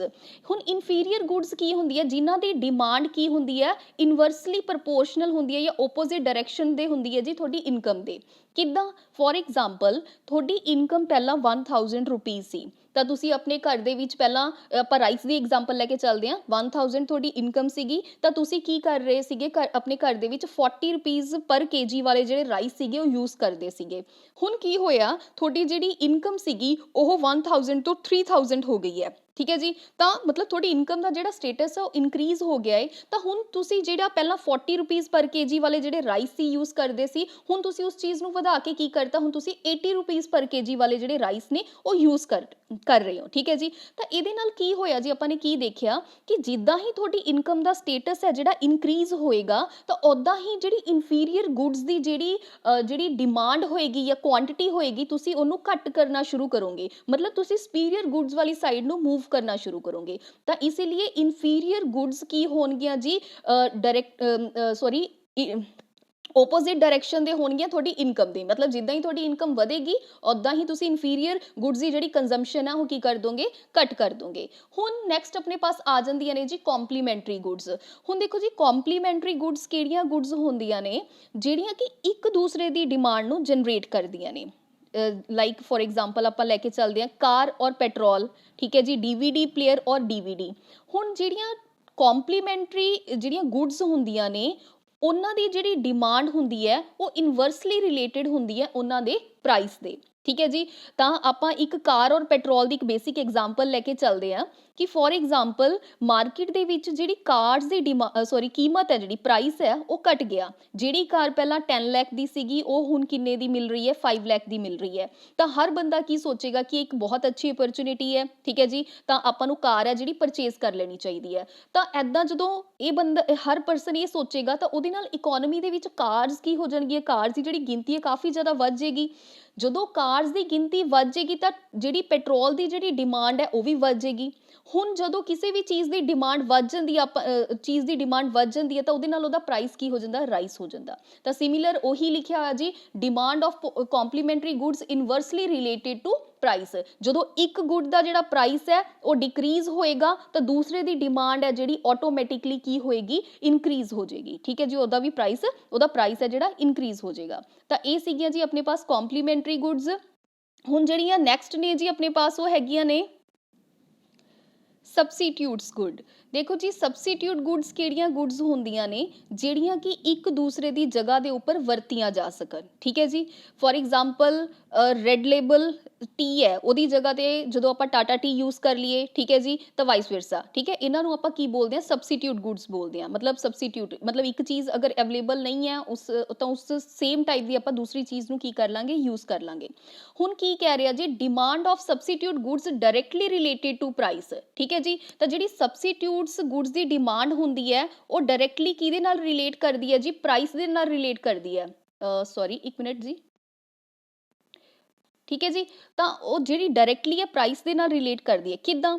ਹੁਣ ਦੇਖੋ ਜੀ, ਫੋਰ ਐਗਜ਼ਾਮਪਲ ਤੁਸੀਂ ਰੈੱਡ ਲੇਬਲ ਚਾਹ ਜਿਹੜੀ ਪਹਿਲਾਂ ਯੂਜ਼ ਕਰਦੇ ਸੀਗੇ, ਅਚਾਨਕ ਕੀ ਹੋਇਆ ਜੀ, ਰੈੱਡ ਲੇਬਲ ਦਾ ਜਿਹੜਾ ਪ੍ਰਾਈਸ ਹੈ ਉਹ ਇਨਕਰੀਜ਼ ਹੋ ਗਿਆ, ਤਾਂ ਤੁਸੀਂ ਉਹਦੀ ਜਗ੍ਹਾ 'ਤੇ ਹੁਣ ਟਾਟਾ ਟੀ ਯੂਜ਼ ਕਰਨ ਲੱਗ ਜਾਓਗੇ। ਤਾਂ ਸਿਮਿਲਰ ਉਹੀ ਚੀਜ਼ ਹੈ ਕਿ ਜਦੋਂ ਸਬਸਟੀਟਿਊਟ ਗੁੱਡ ਦੀ ਡਿਮਾਂਡ ਉਦੋਂ ਹੀ ਕੀ ਹੁੰਦੀ ਹੈ ਜੀ, ਮਤਲਬ ਅੱਗੇ ਆਉਂਦੀ ਹੈ ਜਦੋਂ ਇੱਕ ਚੀਜ਼ ਦਾ ਜਿਹੜਾ ਪ੍ਰਾਈਸ ਹੈ ਉਹ ਕੀ ਹੋ ਜਾਂਦਾ, ਇਨਕਰੀਜ਼ ਹੋ ਜਾਂਦਾ। ਠੀਕ ਹੈ ਜੀ। ਤਾਂ ਇਹ ਹੈ ਜੀ ਆਪਣੀ 4 ਟਾਈਪਸ ਦੀਆਂ ਆਪਣੀਆਂ ਗੁੱਡਸ ਨੇ, ਇਹਨਾਂ ਨੂੰ ਵੀ ਤੁਸੀਂ ਚੰਗੀ ਤਰੀਕੇ ਨਾਲ ਦੇਖਣਾ। ਕਈ ਵਾਰ ਕੁਐਸਚਨ ਨੂੰ ਥੋੜ੍ਹਾ ਜਿਹਾ ਘੁਮਾ ਕੇ ਪੁੱਛ ਲੈਂਦੇ ਨੇ ਇਹਦੇ ਵਿੱਚ, ਤਾਂ ਇਹਨਾਂ ਸਾਰੀਆਂ ਚੀਜ਼ਾਂ ਦੀ ਤੁਹਾਨੂੰ ਨੌਲੇਜ ਹੋਣੀ ਚਾਹੀਦੀ ਹੈ। ਇੱਕ ਬੇਸਿਕਸ ਨੇ ਇਕਨੋਮਿਕਸ ਦੇ, ਅਗਰ ਤੁਸੀਂ ਇਕਨੋਮਿਕਸ ਦੇ ਕੁਐਸਚਨ ਸੋਲਵ ਕਰਨੇ ਨੇ, ਸਟੈਟਿਕ ਵਾਲੇ ਵੀ ਕੁਐਸਚਨ ਸੋਲਵ ਕਰਨੇ ਨੇ, ਤਾਂ ਇਹ ਸਾਰੇ ਕੀ ਨੇ, ਆਪਣੇ ਪਾਸ ਇਕਨੋਮਿਕਸ ਦੇ ਬੇਸਿਕਸ ਨੇ, ਇਹ ਤੁਹਾਨੂੰ ਪਤਾ ਹੋਣੇ ਚਾਹੀਦੇ ਨੇ।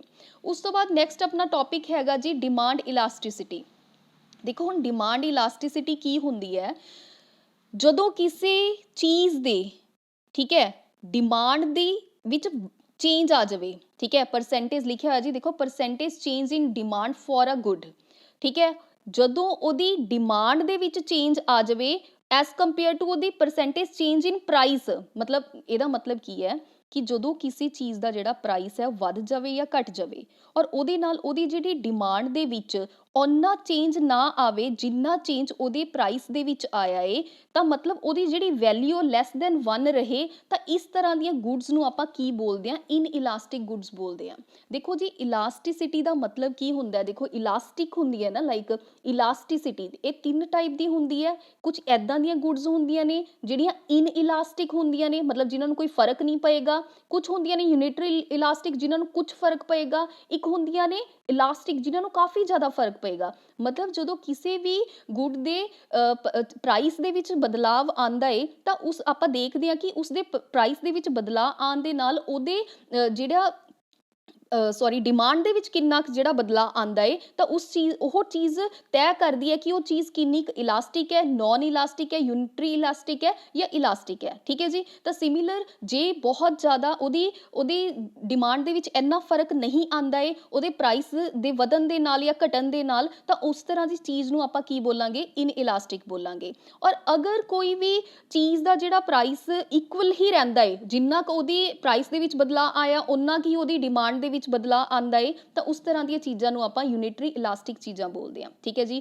ਔਰ ਇਸ ਤੋਂ ਬਿਨਾਂ ਕੀ ਹੈ ਜੀ, ਨੈਕਸਟ 3rd ਟਾਈਪ ਹੈਗੀ ਆ ਕਿ ਜਦੋਂ ਕਿਸੇ ਚੀਜ਼ ਦੇ ਪ੍ਰਾਈਸ ਦੇ ਵਿੱਚ ਚੇਂਜ ਆਉਣ ਦੇ ਨਾਲ ਉਹਦੀ ਡਿਮਾਂਡ ਦੇ ਵਿੱਚ ਬਹੁਤ ਸਾਰਾ ਹਿਊਜ ਚੇਂਜ ਆਵੇ, ਉਹ ਤੋਂ ਜ਼ਿਆਦਾ ਚੇਂਜ ਆ ਜਾਵੇ, ਤਾਂ ਇਸ ਤਰ੍ਹਾਂ ਦੀਆਂ ਚੀਜ਼ਾਂ ਨੂੰ ਆਪਾਂ ਕੀ ਬੋਲਦੇ ਹਾਂ ਜੀ, ਇਲਾਸਟਿਕ ਬੋਲਦੇ ਹਾਂ। ਇਸ ਤਰ੍ਹਾਂ ਦੀ ਡਿਮਾਂਡ ਨੂੰ ਆਪਾਂ ਕੀ ਬੋਲਦੇ ਹਾਂ, ਇਲਾਸਟਿਕ ਬੋਲਦੇ ਹਾਂ।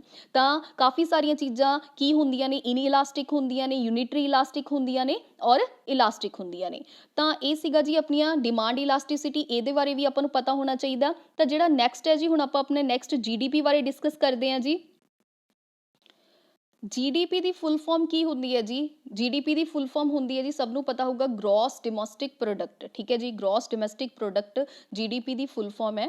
ਹੁਣ ਆਪਾਂ ਨੂੰ ਇਹ ਸਮਝਣ ਦੀ ਜ਼ਰੂਰਤ ਹੈ ਕਿ ਜੀਡੀਪੀ ਕੀ ਹੁੰਦਾ ਹੈ। ਦੇਖੋ ਜੀ ਜੀਡੀਪੀ ਕੀ ਹੁੰਦਾ ਹੈ ਕਿ ਇੱਕ ਸਾਲ ਦੇ ਵਿੱਚ ਇੱਕ ਕੰਟਰੀ ਦੀ ਬਾਉਂਡਰੀ ਦੇ ਵਿੱਚ ਜਿੰਨੀਆਂ ਵੀ ਗੁੱਡਸ ਤੇ ਸਰਵਿਸ ਪ੍ਰੋਡਿਊਸ ਹੋਈਆਂ ਨੇ ਉਹਨਾਂ ਦੀ ਜਿਹੜੀ ਮੋਨੀਟਰੀ ਵੈਲਿਊ ਹੈ, final goods and services the monetary value ਨੂੰ ਆਪਾਂ ਕੀ ਕਹਿੰਦੇ ਆ, ਜੀਡੀਪੀ ਕਹਿੰਦੇ ਆ। ਇਹਨੂੰ ਆਪਾਂ ਥੋੜਾ ਜਿਹਾ ਜੀ ਇਸ ਅਕੋਰਡਿੰਗ ਵੀ ਦੇਖਦੇ ਆ, ਸਮਝਦੇ ਆਪਾਂ। ਫੋਰ ਐਗਜ਼ਾਮਪਲ ਆ ਜੀ ਆਪਣਾ ਇੰਡੀਆ ਹੈ, ਆ ਸਾਰਾ ਆਪਣਾ ਇੰਡੀਆ ਹੈ।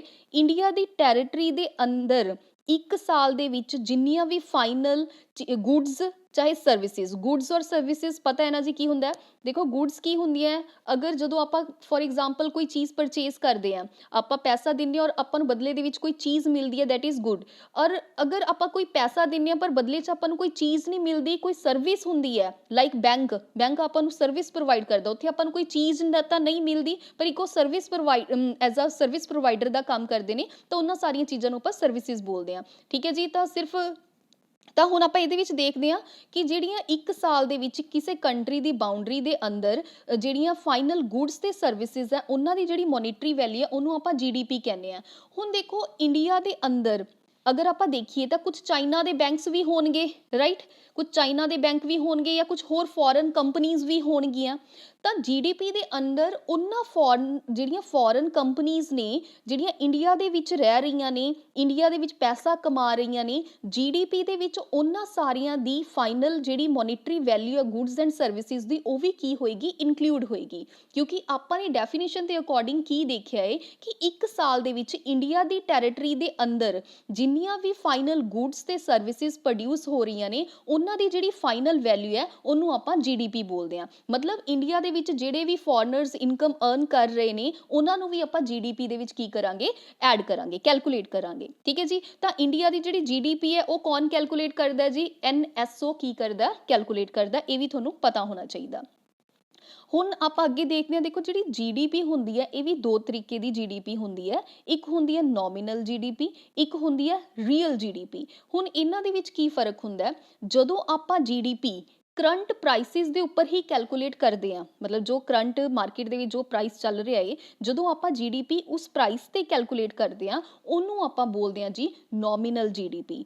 ਪਰ ਜਦੋਂ ਆਪਾਂ ਜੀਡੀਪੀ ਜਾਂ ਜੋ ਮਤਲਬ ਜਿਹੜੀ ਕੈਲਕੂਲੇਟ ਕਰਦੇ ਆ ਇੱਕ ਬੇਸ ਰੇਟ ਤੇ, ਇੱਕ ਟਾਰਗੇਟ ਈਅਰ ਦੇ ਪ੍ਰਾਈਸਿਸ ਦੇ ਉੱਪਰ ਕੈਲਕੂਲੇਟ ਕਰਦੇ ਆ, ਤਾਂ ਉਹਨੂੰ ਆਪਾਂ ਕੀ ਬੋਲਦੇ ਆ ਜੀ? ਰੀਅਲ ਜੀਡੀਪੀ ਬੋਲਦੇ ਆ। ਠੀਕ ਹੈ ਜੀ। ਤਾਂ ਹੁਣ ਇਹਨਾਂ ਨੋਮੀਨਲ ਤੇ ਰੀਅਲ ਜੀਡੀਪੀ ਨੂੰ ਆਪਾਂ ਥੋੜੀ ਜੀ ਇੱਕ ਅੱਛੀ ਐਗਜ਼ਾਮਪਲ ਦੇ ਨਾਲ ਸਮਝਦੇ ਆ। ਠੀਕ ਹੈ ਜੀ। ਤੁਹਾਡੇ ਸਾਹਮਣੇ ਦੇਖੋ ਕੀ ਦਿੱਤਾ ਹੋਇਆ, ਇੱਕ ਸਾਈਡ 2018 ਹੈ, ਇੱਕ ਪਾਸੇ ਆਪਣੇ ਪਾਸ 2019 ਹੈ। 2018 ਦੇ ਵਿੱਚ 10 ਯੂਨਿਟਸ ਲਿਖਿਆ ਹੋਇਆ ਜੀ। 10 ਯੂ ਮਤਲਬ 10 ਯੂਨਿਟਸ, ਮਤਲਬ ਆਪਣੀ ਇਕੋਨਮੀ ਦੇ ਵਿੱਚ 10 ਯੂਨਿਟ ਕੋਈ ਚੀਜ਼ਾਂ ਦੀ ਪ੍ਰੋਡਕਸ਼ਨ ਹੋਈ ਹੈ, ਔਰ ਇੱਕ ਯੂਨਿਟ ਦਾ ਜਿਹੜਾ ਪ੍ਰਾਈਸ ਆ ਉਹ 10 ਰੁਪੀਸ ਹੈ। ਤਾਂ ਅਗਰ ਮੈਂ ਇਹਨਾਂ ਦੋਨਾਂ ਨੂੰ ਕੈਲਕੂਲੇਟ ਕਰਾਂ ਤਾਂ ਇੰਡੀਆ ਦੀ ਜਿਹੜੀ ਜੀਡੀਪੀ ਕੀ ਬਣੇਗੀ? ਵੈਸੇ ਆਪਾਂ ਐਗਜ਼ਾਮਪਲ ਲੈ ਕੇ ਚੱਲ ਰਹੇ ਹਾਂ, 100 ਰੁਪੀਸ ਬਣ ਗਈ। ਠੀਕ ਹੈ। ਮਤਲਬ 2018 ਦੇ ਵਿੱਚ ਜਿੰਨੀ ਪ੍ਰੋਡਕਸ਼ਨ ਸੀ 100 ਰੁਪੀਸ ਦੀ ਪ੍ਰੋਡਕਸ਼ਨ ਸੀਗੀ ਆਪਣੇ ਕੋਲੇ। ਉਸ ਤੋਂ ਬਾਅਦ 2019 ਦੀ ਅਗਰ ਆਪਾਂ ਗੱਲ ਕਰੀਏ, ਹੁਣ ਆਪਾਂ 2019 ਤੇ ਆ ਗਏ, ਤਾਂ 2019 ਦੇ ਵਿੱਚ ਇਕੋਨਮੀ ਦੇ ਵਿੱਚ 10 ਯੂਨਿਟ ਕੀ ਹੋ ਰਹੇ ਸੀਗੇ ਜੀ? ਪ੍ਰੋਡਿਊਸ ਹੋ ਰਹੇ ਸੀਗੇ। ਠੀਕ ਹੈ ਜੀ। ਔਰ ਜਿਹੜਾ ਪ੍ਰਾਈਸ ਸੀਗਾ ਪਰ ਯੂਨਿਟ ਦਾ ਉਹ ਕਿੰਨਾ ਸੀਗਾ ਜੀ? 20 ਰੁਪੀਸ ਸੀਗਾ। ਤਾਂ ਇਹਦੇ ਨਾਲ ਜਦੋਂ ਆਪਾਂ ਨੇ ਟੋਟਲ ਕੈਲਕੂਲੇਸ਼ਨ ਕੀਤੀ ਜੀ ਤਾਂ 200 ਆ ਗਿਆ। ਹੁਣ ਅਗਰ ਆਪਾਂ ਦੇਖੀਏ ਤਾਂ ਆਪਾਂ ਕੀ ਕਵਾਂਗੇ ਕਿ 2018 ਦੇ ਨਾਲੋਂ 2019 ਦੇ ਵਿੱਚ 100% ਗਰੋਥ ਹੋਈ ਹੈ। ਠੀਕ ਹੈ ਜੀ। ਉੱਥੇ 100 ਸੀਗੀ, ਹੁਣ 200 ਹੈ। ਪਰ ਇਹ ਤਾਂ ਹੋ ਗਈ ਜੀ ਨੋਮੀਨਲ ਜੀਡੀਪੀ। ਠੀਕ ਹੈ ਜੀ। ਜਦੋਂ ਆਪਾਂ ਕਰੰਟ ਪ੍ਰਾਈਸ ਦੇ ਉੱਪਰ ਕਿਸੇ ਚੀਜ਼ ਨੂੰ ਦੇਖਦੇ ਹਾਂ, ਠੀਕ ਹੈ ਜੀ, ਕਿਉਂਕਿ ਇੱਥੇ ਆਪਾਂ 20 ਰੁਪੀਸ ਦੇਖ ਰਹੇ ਹਾਂ, ਪਰ ਹੁਣ ਰੀਅਲ ਦੇ ਵਿੱਚ ਅਗਰ ਆਪਾਂ ਸਿਨੈਰੀਓ ਸਮਝੀਏ ਤਾਂ ਦੇਖੋ ਜੀ 2018 ਦੇ ਵਿੱਚ ਕਿੰਨੇ ਯੂਨਿਟ ਆਫ ਪ੍ਰੋਡਕਸ਼ਨ ਸੀਗੀ? 10। 2019 ਦੇ ਵਿੱਚ ਕਿੰਨੇ ਯੂਨਿਟ ਆਫ ਪ੍ਰੋਡਕਸ਼ਨ ਸੀ? 10। ਤਾਂ ਅਗਰ ਦੇਖਿਆ ਜਾਵੇ ਪ੍ਰੋਡਕਸ਼ਨ ਲੈਵਲ ਤਾਂ ਨਹੀਂ ਵਧਿਆ। ਹੁਣ ਜਿਹੜੀ ਇਹ 100% ਇਨਕਰੀਜ਼ ਹੋਈ ਹੈ ਉਹ ਕਿਹਦੇ ਕਰਕੇ ਹੋਈ ਹੈ ਜੀ? ਉਹ ਆਪਣੇ ਪਾਸ 10 ਰੁਪੀਸ ਕਰਕੇ ਹੋਈ ਹੈ। ਸੌਰੀ, ਜਿਹੜੇ ਆਪਣੇ ਪ੍ਰਾਈਸ ਚੱਲ ਰਿਹਾ ਉਹਦੇ ਕਰਕੇ ਹੋਈ ਹੈ। ਹੁਣ ਅਗਰ ਆਪਾਂ ਬੇਸ ਰੇਟ ਜਾਂ ਬੇਸ ਪਿੱਛੇ ਵਾਲੇ ਸਾਲ ਦੇ ਨਾਲ ਕੰਪੇਅਰ ਕਰੀਏ, ਆਪਾਂ ਪਿੱਛੇ ਵਾਲੇ ਸਾਲ ਦੇ ਨਾਲ 10 ਯੂਨਿਟਸ ਇਨਟੂ 10 ਯੂਨਿਟਸ ਹੀ ਦੇਖਿਆ ਜਾਵੇ ਤਾਂ 100 ਰੁਪੀਸ ਹੀ ਬਣੇ। ਤਾਂ ਮਤਲਬ 2019 ਦੇ ਵਿੱਚ ਵੀ ਕਿਸੇ ਤਰੀਕੇ ਦੀ ਇਕੋਨਮੀ ਦੇ ਵਿੱਚ ਗਰੋਥ ਨਹੀਂ ਹੋਈ। ਤਾਂ ਨੋਮੀਨਲ ਜੀਡੀਪੀ ਕੀ ਹੁੰਦਾ? ਜਦੋਂ ਕਰੰਟ ਜੋ ਰੇਟ ਚੱਲ ਰਿਹਾ ਹੈ, ਜੋ ਪ੍ਰਾਈਸ ਚੱਲ ਰਿਹਾ, ਆਪਾਂ ਉਸ ਬੇਸ ਤੇ ਜਦੋਂ ਆਪਾਂ ਜੀਡੀਪੀ ਕੈਲਕੂਲੇਟ ਕਰਦੇ ਉਹਨੂੰ ਆਪਾਂ ਨੋਮੀਨਲ ਜੀਡੀਪੀ ਕਹਿੰਦੇ ਆ। ਤੇ ਰੀਅਲ ਜੀਡੀਪੀ ਜਦੋਂ ਆਪਾਂ ਪਿੱਛੇ ਵਾਲੇ ਪ੍ਰੀਵੀਅਸ ਬੇਸ ਈਅਰਸ ਨੂੰ ਚੱਕ ਕੇ ਹੀ ਆਪਾਂ ਜੀਡੀਪੀ ਨੂੰ ਕੈਲਕੂਲੇਟ ਕਰਦੇ ਆ, ਉਹਨੂੰ ਆਪਾਂ ਬੋਲਦੇ ਆ ਜੀਡੀਪੀ। ਇੱਥੇ ਆਪਾਂ ਨੇ ਦੇਖਿਆ ਕਿ ਐਕਚੁਅਲ ਜਿਹੜੀ ਗਰੋਥ ਹੈ ਉਹ ਤਾਂ 0% ਹੈ। ਠੀਕ ਹੈ ਜੀ। ਪਰ ਜੇ ਆਪਾਂ ਨੋਮੀਨਲ ਜੀਡੀਪੀ ਦੇਖੀਏ ਤਾਂ 100% ਕੀ ਹੋਈ ਹੈ ਜੀ? ਇਨਕਰੀਜ਼ ਹੋਈ ਹੈ। ਠੀਕ ਹੈ ਜੀ। ਇਹ ਸੀਗਾ ਜੀ ਆਪਣਾ ਜੀਡੀਪੀ। ਹੁਣ ਆਪਾਂ ਅੱਗੇ ਦੇਖਦੇ ਹਾਂ ਜੀ ਜੀਡੀਪੀ ਡਿਫਲੇਟਰ। ਜੀਡੀਪੀ ਡਿਫਲੇਟਰ ਕੀ ਹੁੰਦਾ ਹੈ? ਆਪਾਂ ਨੇ ਦੇਖੋ ਜੀ ਨੋਮੀਨਲ ਜੀਡੀਪੀ ਪੜ੍ਹ ਲਿਆ, ਆਪਾਂ ਨੇ ਰੀਅਲ ਜੀਡੀਪੀ ਪੜ੍ਹ ਲਿਆ। ਜਦੋਂ ਨੋਮੀਨਲ ਜੀਡੀਪੀ ਰੀਅਲ ਜੀਡੀਪੀ ਦੇ ਨਾਲ ਆਪਾਂ ਡਿਵਾਈਡ ਕਰ ਦਿੰਦੇ ਆ ਤਾਂ ਆਪਣੇ ਪਾਸ ਕੀ ਆ ਜਾਂਦਾ? ਜੀਡੀਪੀ ਡਿਫਲੇਟਰ ਆ ਜਾਂਦਾ। ਤਾਂ ਜੀਡੀਪੀ ਡਿਫਲੇਟਰ ਕੀ ਹੈ ਜੀ? ਆਪਣੇ ਪਾਸ ਇੱਕ ਇੰਡੀਕੇਟਰ ਹੈ ਜਿਹਦਾ ਕਿ ਯੂਜ਼ ਕਾਹਦੇ ਲਈ ਕੀਤਾ ਜਾਂਦਾ ਜੀ? ਇਹਦਾ ਯੂਜ਼ ਕੀਤਾ ਜਾਂਦਾ ਇਨਫਲੇਸ਼ਨ ਨੂੰ ਮੈਜ਼ਰ ਕਰਨ ਦੇ ਲਈ। ਠੀਕ ਹੈ ਜੀ। ਤਾਂ ਇਹ ਵੀ ਚੀਜ਼ ਧਿਆਨ ਦੇ ਵਿੱਚ ਰੱਖਣੀ ਹੈ। ਇਨਫਲੇਸ਼ਨ ਕੀ ਹੁੰਦੀ ਹੈ? ਬੇਸਿਕਲੀ ਇਨਫਲੇਸ਼ਨ ਤੁਹਾਨੂੰ ਪਤਾ ਹੀ ਹੋਏਗਾ, ਇਹ ਮਹਿੰਗਾਈ, ਪੰਜਾਬੀ ਦੇ ਵਿੱਚ ਜਿਹਨੂੰ ਆਪਾਂ ਮਹਿੰਗਾਈ ਬੋਲ ਦਿੰਦੇ ਆ, ਉਸ ਚੀਜ਼ ਨੂੰ ਆਪਾਂ ਇਨਫਲੇਸ਼ਨ ਦਾ ਨਾਮ ਦਿੱਤਾ ਹੋਇਆ ਜੀ ਇੱਥੇ ਇਕੋਨਮੀ ਦੇ ਵਿੱਚ। ਤੇ ਜਿਹੜੀ ਇਨਫਲੇਸ਼ਨ ਹੈ ਇਹਨੂੰ ਆਪਾਂ ਅੱਗੇ ਕਾਫੀ ਡਿਟੇਲ ਦੇ ਵਿੱਚ ਪੜਾਂਗੇ ਕਿ ਇਨਫਲੇਸ਼ਨ ਕਿੰਨੇ ਟਾਈਪ ਦੀ ਹੁੰਦੀ ਹੈ ਐਂਡ ਆਲ ਸਾਰੀਆਂ ਚੀਜ਼ਾਂ। ਤਾਂ ਜੀਡੀਪੀ ਡਿਫਲੇਟਰ ਬੇਸਿਕਲੀ ਕਾਹਦੇ ਲਈ ਯੂਜ਼ ਕੀਤਾ ਜਾਂਦਾ? ਇਨਫਲੇਸ਼ਨ ਨੂੰ ਚੈੱਕ ਕਰਨ ਦੇ ਲਈ, ਇਨਫਲੇਸ਼ਨ ਨੂੰ ਮੈਜ਼ਰ ਕਰਨ ਦੇ ਲਈ ਆਪਾਂ ਜੀਡੀਪੀ ਡਿਫਲੇਟਰ ਦਾ ਯੂਜ਼ ਕਰਦੇ ਹਾਂ। ਹੁਣ ਨੈਕਸਟ ਆਪਣੇ ਪਾਸ ਟਰਮ ਆਉਂਦੀ ਹੈ ਜੀ ਡੈਪਰੀਸੀਏਸ਼ਨ। ਡੈਪਰੀਸੀਏਸ਼ਨ ਦਾ ਮਤਲਬ ਹੁੰਦਾ ਟੁੱਟ ਫੁੱਟ, ਪੰਜਾਬੀ ਦੇ ਵਿੱਚ ਜਿਹਨੂੰ ਆਪਾਂ ਬੋਲਦੇ ਹਾਂ ਟੁੱਟ ਫੁੱਟ ਜਾਂ ਮੁਰੰਮਤ ਵਗੈਰਾ। ਠੀਕ ਹੈ ਜੀ। ਤਾਂ ਦੇਖੋ ਜੀ ਜਦੋਂ ਤੁਸੀਂ ਕੋਈ ਵੀ ਚੀਜ਼ ਲੈ ਕੇ ਆਉਂਦੇ ਹੋ, ਕੋਈ ਮਸ਼ੀਨ ਹੋ ਗਿਆ ਜਾਂ ਕੋਈ ਕਾਰ ਹੋ ਗਈ, ਤੁਸੀਂ ਤੁਸੀਂ ਪਰਚੇਜ਼ ਕਰਦੇ ਹੋ ਤਾਂ ਤੁਸੀਂ ਦੇਖਦੇ ਹੋ ਕੁਝ ਟਾਈਮ ਦੇ ਬਾਅਦ ਉਹਦੀ ਜਿਹੜੀ ਵੈਲਿਊ ਹੈ, ਮੋਨੀਟਰੀ ਵੈਲਿਊ, ਉਹ ਘਟ ਜਾਂਦੀ ਹੈ। ਕਿਉਂ? ਕਿਉਂਕਿ ਉਹਦੇ ਉੱਪਰ ਉਹਦਾ ਕੋਈ ਪਾਰਟ ਖਰਾਬ ਹੋ ਗਿਆ ਜੀ, ਉਹਦੇ ਉੱਪਰ ਵੀਅਰ ਐਂਡ ਟੀਅਰ ਦਾ ਜਿਹੜਾ ਖਰਚਾ ਆਉਂਦਾ ਹੈ। ਤਾਂ ਡੈਪਰੀਸੀਏਸ਼ਨ ਕੀ ਹੁੰਦਾ ਕਿ ਜਦੋਂ ਕਿਸੇ ਵੀ ਚੀਜ਼ ਦੀ ਟਾਈਮ ਦੇ ਨਾਲ ਜਿਹੜੀ ਵੈਲਿਊ ਘਟ ਜਾਂਦੀ ਹੈ, ਉਸ ਚੀਜ਼ ਨੂੰ ਆਪਾਂ ਡੈਪਰੀਸੀਏਸ਼ਨ ਬੋਲਦੇ ਹਾਂ। ਹੁਣ ਡੈਪਰੀਸੀਏਸ਼ਨ ਦਾ ਕੀ ਯੂਜ਼ ਹੈ ਉਹ ਆਪਾਂ ਅੱਗੇ ਫਰਦਰ ਦੇਖਾਂਗੇ। ਜੀਡੀਪੀ ਵਗੈਰਾ ਦੇ ਵਿੱਚ, ਜੀਐਨਪੀ ਵਗੈਰਾ ਦੇ ਵਿੱਚ ਜਦੋਂ ਆਪਾਂ ਦੇਖਾਂਗੇ ਕਿ ਕਿੱਦਾਂ ਜੀਡੀਪੀ ਕੈਲਕੂਲੇਟ ਹੁੰਦੀ ਹੈ, ਜੀਐਨਪੀ ਕੈਲਕੂਲੇਟ ਹੁੰਦੀ ਹੈ, ਤਾਂ ਉੱਥੇ ਡੈਪਰੀਸੀਏਸ਼ਨ ਕੀ ਆਏਗਾ ਜੀ, ਸਾਹਮਣੇ ਆਏਗਾ। ਤਾਂ ਉਦੋਂ ਆਪਾਂ ਡੈਪਰੀਸੀਏਸ਼ਨ ਨੂੰ ਉੱਥੇ ਦੇਖਾਂਗੇ। ਠੀਕ ਹੈ ਜੀ। ਤਾਂ ਹੁਣ ਆਪਾਂ ਅੱਗੇ ਦੇਖਦੇ ਹਾਂ ਜੀ, ਨੈਕਸਟ ਹੈਗਾ ਜੀ ਆਪਣਾ ਜੀਡੀਪੀ ਐਸਟੀਮੇਸ਼ਨ ਮੈਥਡ। ਹੁਣ ਆਪਾਂ ਨੇ ਜੀਡੀਪੀ ਸਮਝ ਲਈ ਜੀ, ਜੀਡੀਪੀ ਕੀ ਹੁੰਦੀ ਹੈ। ਹੁਣ ਆਪਾਂ ਇਹ ਦੇਖਦੇ ਹਾਂ ਕਿ ਜੀਡੀਪੀ ਨੂੰ ਐਸਟੀਮੇਟ ਕਰਨ ਦੀ ਆਪਾਂ ਕਹਿੰਦੇ ਹਾਂ ਕਿ ਆਪਾਂ ਦੇਖਦੇ ਹਾਂ ਕਿ ਹਰ ਸਾਲ ਕੀ ਆਪਣੀ ਇੰਡੀਆ ਦੀ ਇਕੋਨਮੀ ਦੀ ਜੀਡੀਪੀ ਹੈ ਜਿਹੜੀ ਉੱਪਰ ਨੀਚੇ ਹੁੰਦੀ ਰਹਿੰਦੀ ਹੈ। ਤਾਂ ਹੁਣ ਆਪਾਂ ਦੇਖਦੇ ਹਾਂ ਕਿ ਮੇਨ ਕਿਹੜੇ ਮੈਥਡ ਨੇ, ਜਿਹੜੇ ਮੈਥਡਸ ਦੇ ਨਾਲ ਜਿਹੜੀ ਜੀਡੀਪੀ ਹੈ ਕੈਲਕੂਲੇਟ ਕੀਤੀ ਜਾਂਦੀ ਹੈ। ਦੇਖੋ ਜੀ, ਜੀਡੀਪੀ ਨੂੰ ਕੈਲਕੂਲੇਟ ਕਰਨ ਦੇ 3 ਮੈਥਡ ਨੇ। ਠੀਕ ਹੈ ਜੀ। ਪਹਿਲਾਂ ਤਾਂ ਆਪਾਂ ਨੂੰ ਤਿੰਨੋਂ ਦੇ ਤਿੰਨੋਂ ਮੈਥਡਸ ਦੇ ਕੀ ਪਤਾ ਹੋਣੇ ਚਾਹੀਦੇ ਨੇ, ਨਾਮ ਪਤਾ ਹੋਣੇ ਚਾਹੀਦੇ ਨੇ। ਕਈ ਵਾਰ ਡਾਇਰੈਕਟ ਹੈ ਜਿਹੜਾ ਕੁਐਸਚਨ ਹੈ ਉਹ ਜੀਡੀਪੀ ਦੇ ਕਿਹੜੇ ਮੈਥਡਸ ਨੇ ਉਹਨਾਂ ਵਿੱਚੋਂ ਪੁੱਛ ਲਿਆ ਜਾਂਦਾ। ਤੇ ਇਹਦੇ ਵਿੱਚੋਂ ਕਿਹੜੇ ਆਪਣੇ ਲਈ ਇੰਪੋਰਟੈਂਟ ਨੇ, ਪੜ੍ਹਨੇ ਥੋੜਾ ਡਿਟੇਲ ਜਾਣਨਾ ਜ਼ਰੂਰੀ ਹੈ, ਉਹਨਾਂ ਦੇ ਆਪਾਂ ਡਿਟੇਲਸ ਵੀ ਦੇਖਾਂਗੇ। ਤਾਂ ਦੇਖੋ ਜੀ, ਜੀਡੀਪੀ ਨੂੰ ਐਸਟੀਮੇਟ ਕਰਨ ਦੇ 3 ਮੈਥਡ ਨੇ, ਜਿਹਦੇ ਵਿੱਚ ਸਭ ਤੋਂ ਹੈਗਾ ਜੀ ਪਹਿਲਾ ਪ੍ਰੋਡਕਟ ਔਰ value added method. Value added method ਇਹਦੇ ਨਾਮ ਤੋਂ ਹੀ ਦੱਸਦਾ ਹੈ ਕਿ ਜਦੋਂ ਪ੍ਰੋਡਕਸ਼ਨ ਦੀ ਹਰ ਲੈਵਲ ਦੇ ਉੱਪਰ ਉਹਦੀ ਆਪਾਂ ਜਿਹੜੀ ਵੈਲਿਊ ਹੈ ਐਡ ਕਰੀ ਜਾਂਦੇ ਹਾਂ, ਉਸਨੂੰ ਆਪਾਂ ਕੀ ਬੋਲਦੇ ਹਾਂ ਜੀ, ਵੈਲਿਊ ਐਡਿਡ ਮੈਥਡ ਬੋਲਦੇ ਹਾਂ। ਨੈਕਸਟ ਹੈਗਾ ਜੀ ਆਪਣੇ ਪਾਸ ਐਕਸਪੈਂਡੀਚਰ ਮੈਥਡ ਔਰ ਇਨਕਮ ਮੈਥਡ। ਇਹ ਦੋਨੋਂ ਹੀ ਆਪਣੇ ਲਈ ਜ਼ਿਆਦਾ ਇੰਪੋਰਟੈਂਟ ਨੇ, ਤਾਂ ਇਹਨਾਂ ਨੂੰ ਆਪਾਂ ਡਿਟੇਲ ਦੇ ਵਿੱਚ ਦੇਖਾਂਗੇ। ਦੇਖੋ ਜੀ, ਐਕਸਪੈਂਡੀਚਰ ਮੈਥਡ, ਦੇਖੋ ਆਪਾਂ ਜੀਡੀਪੀ ਨੂੰ ਕੈਲਕੂਲੇਟ ਕਰਨਾ ਹੈ, ਆਪਾਂ ਨੇ ਜੀਡੀਪੀ ਕੈਲਕੂਲੇਟ ਕਰਨੀ ਹੈ ਇੰਡੀਆ ਦੀ। ਤਾਂ ਕੀ ਕਹਿੰਦਾ ਐਕਸਪੈਂਡੀਚਰ ਮੈਥਡ ਕਿ ਜਿੰਨੇ ਇੰਡੀਆ ਦੇ ਵਿੱਚ ਜਿੰਨੇ ਵੀ ਖਰਚੇ ਹੋ ਰਹੇ ਨੇ, ਉਹਨਾਂ ਸਾਰੇ ਖਰਚਿਆਂ ਨੂੰ ਅਗਰ ਆਪਾਂ ਜੋੜ ਲੈਂਦੇ ਆ ਤਾਂ ਆਪਣੇ ਪਾਸ ਕੀ ਆ ਜਾਏਗੀ, ਜੀਡੀਪੀ ਆ ਜਾਏਗੀ। ਠੀਕ ਹੈ ਜੀ। ਬਾਈ ਐਕਸਪੈਂਡੀਚਰ ਮੈਥਡ ਮਤਲਬ ਕੀ ਹੈ, ਇੰਡੀਆ ਦੇ ਵਿੱਚ ਜਿੰਨੇ ਵੀ ਖਰਚੇ ਹੋ ਰਹੇ ਆ, ਹੁਣ ਕਿਹੜੇ ਮੇਨ ਖਰਚਿਆਂ ਨੂੰ ਆਪਾਂ ਨੂੰ ਜੋੜਨ ਦੀ ਜ਼ਰੂਰਤ ਹੈ, ਉਹ ਇੱਥੇ ਆਪਾਂ ਨੂੰ ਪਤਾ ਹੋਣਾ ਚਾਹੀਦਾ। ਤਾਂ ਦੇਖੋ ਜੀ, ਇੱਕ ਤਾਂ ਟੋਟਲ ਕੰਜ਼ੰਪਸ਼ਨ, ਸੀ ਦਾ ਮਤਲਬ ਦੇਖੋ ਇੱਥੇ ਕੀ ਹੈ, ਦੇਖੋ ਇੱਥੇ ਲਿਖਿਆ ਹੋਇਆ ਸੀ ਪਲੱਸ ਆਈ ਪਲੱਸ ਜੀ ਐਕਸ ਮਾਈਨਸ ਐਮ। ਹੁਣ ਇਹਨਾਂ ਨੂੰ ਆਪਾਂ ਦੇਖਦੇ ਹਾਂ ਕਿ ਕਿਹੜੇ ਮੇਨ ਖਰਚੇ ਨੇ ਜਿਹੜੇ ਆਪਾਂ ਨੂੰ ਜੋੜਨ ਦੀ ਜ਼ਰੂਰਤ ਹੈ।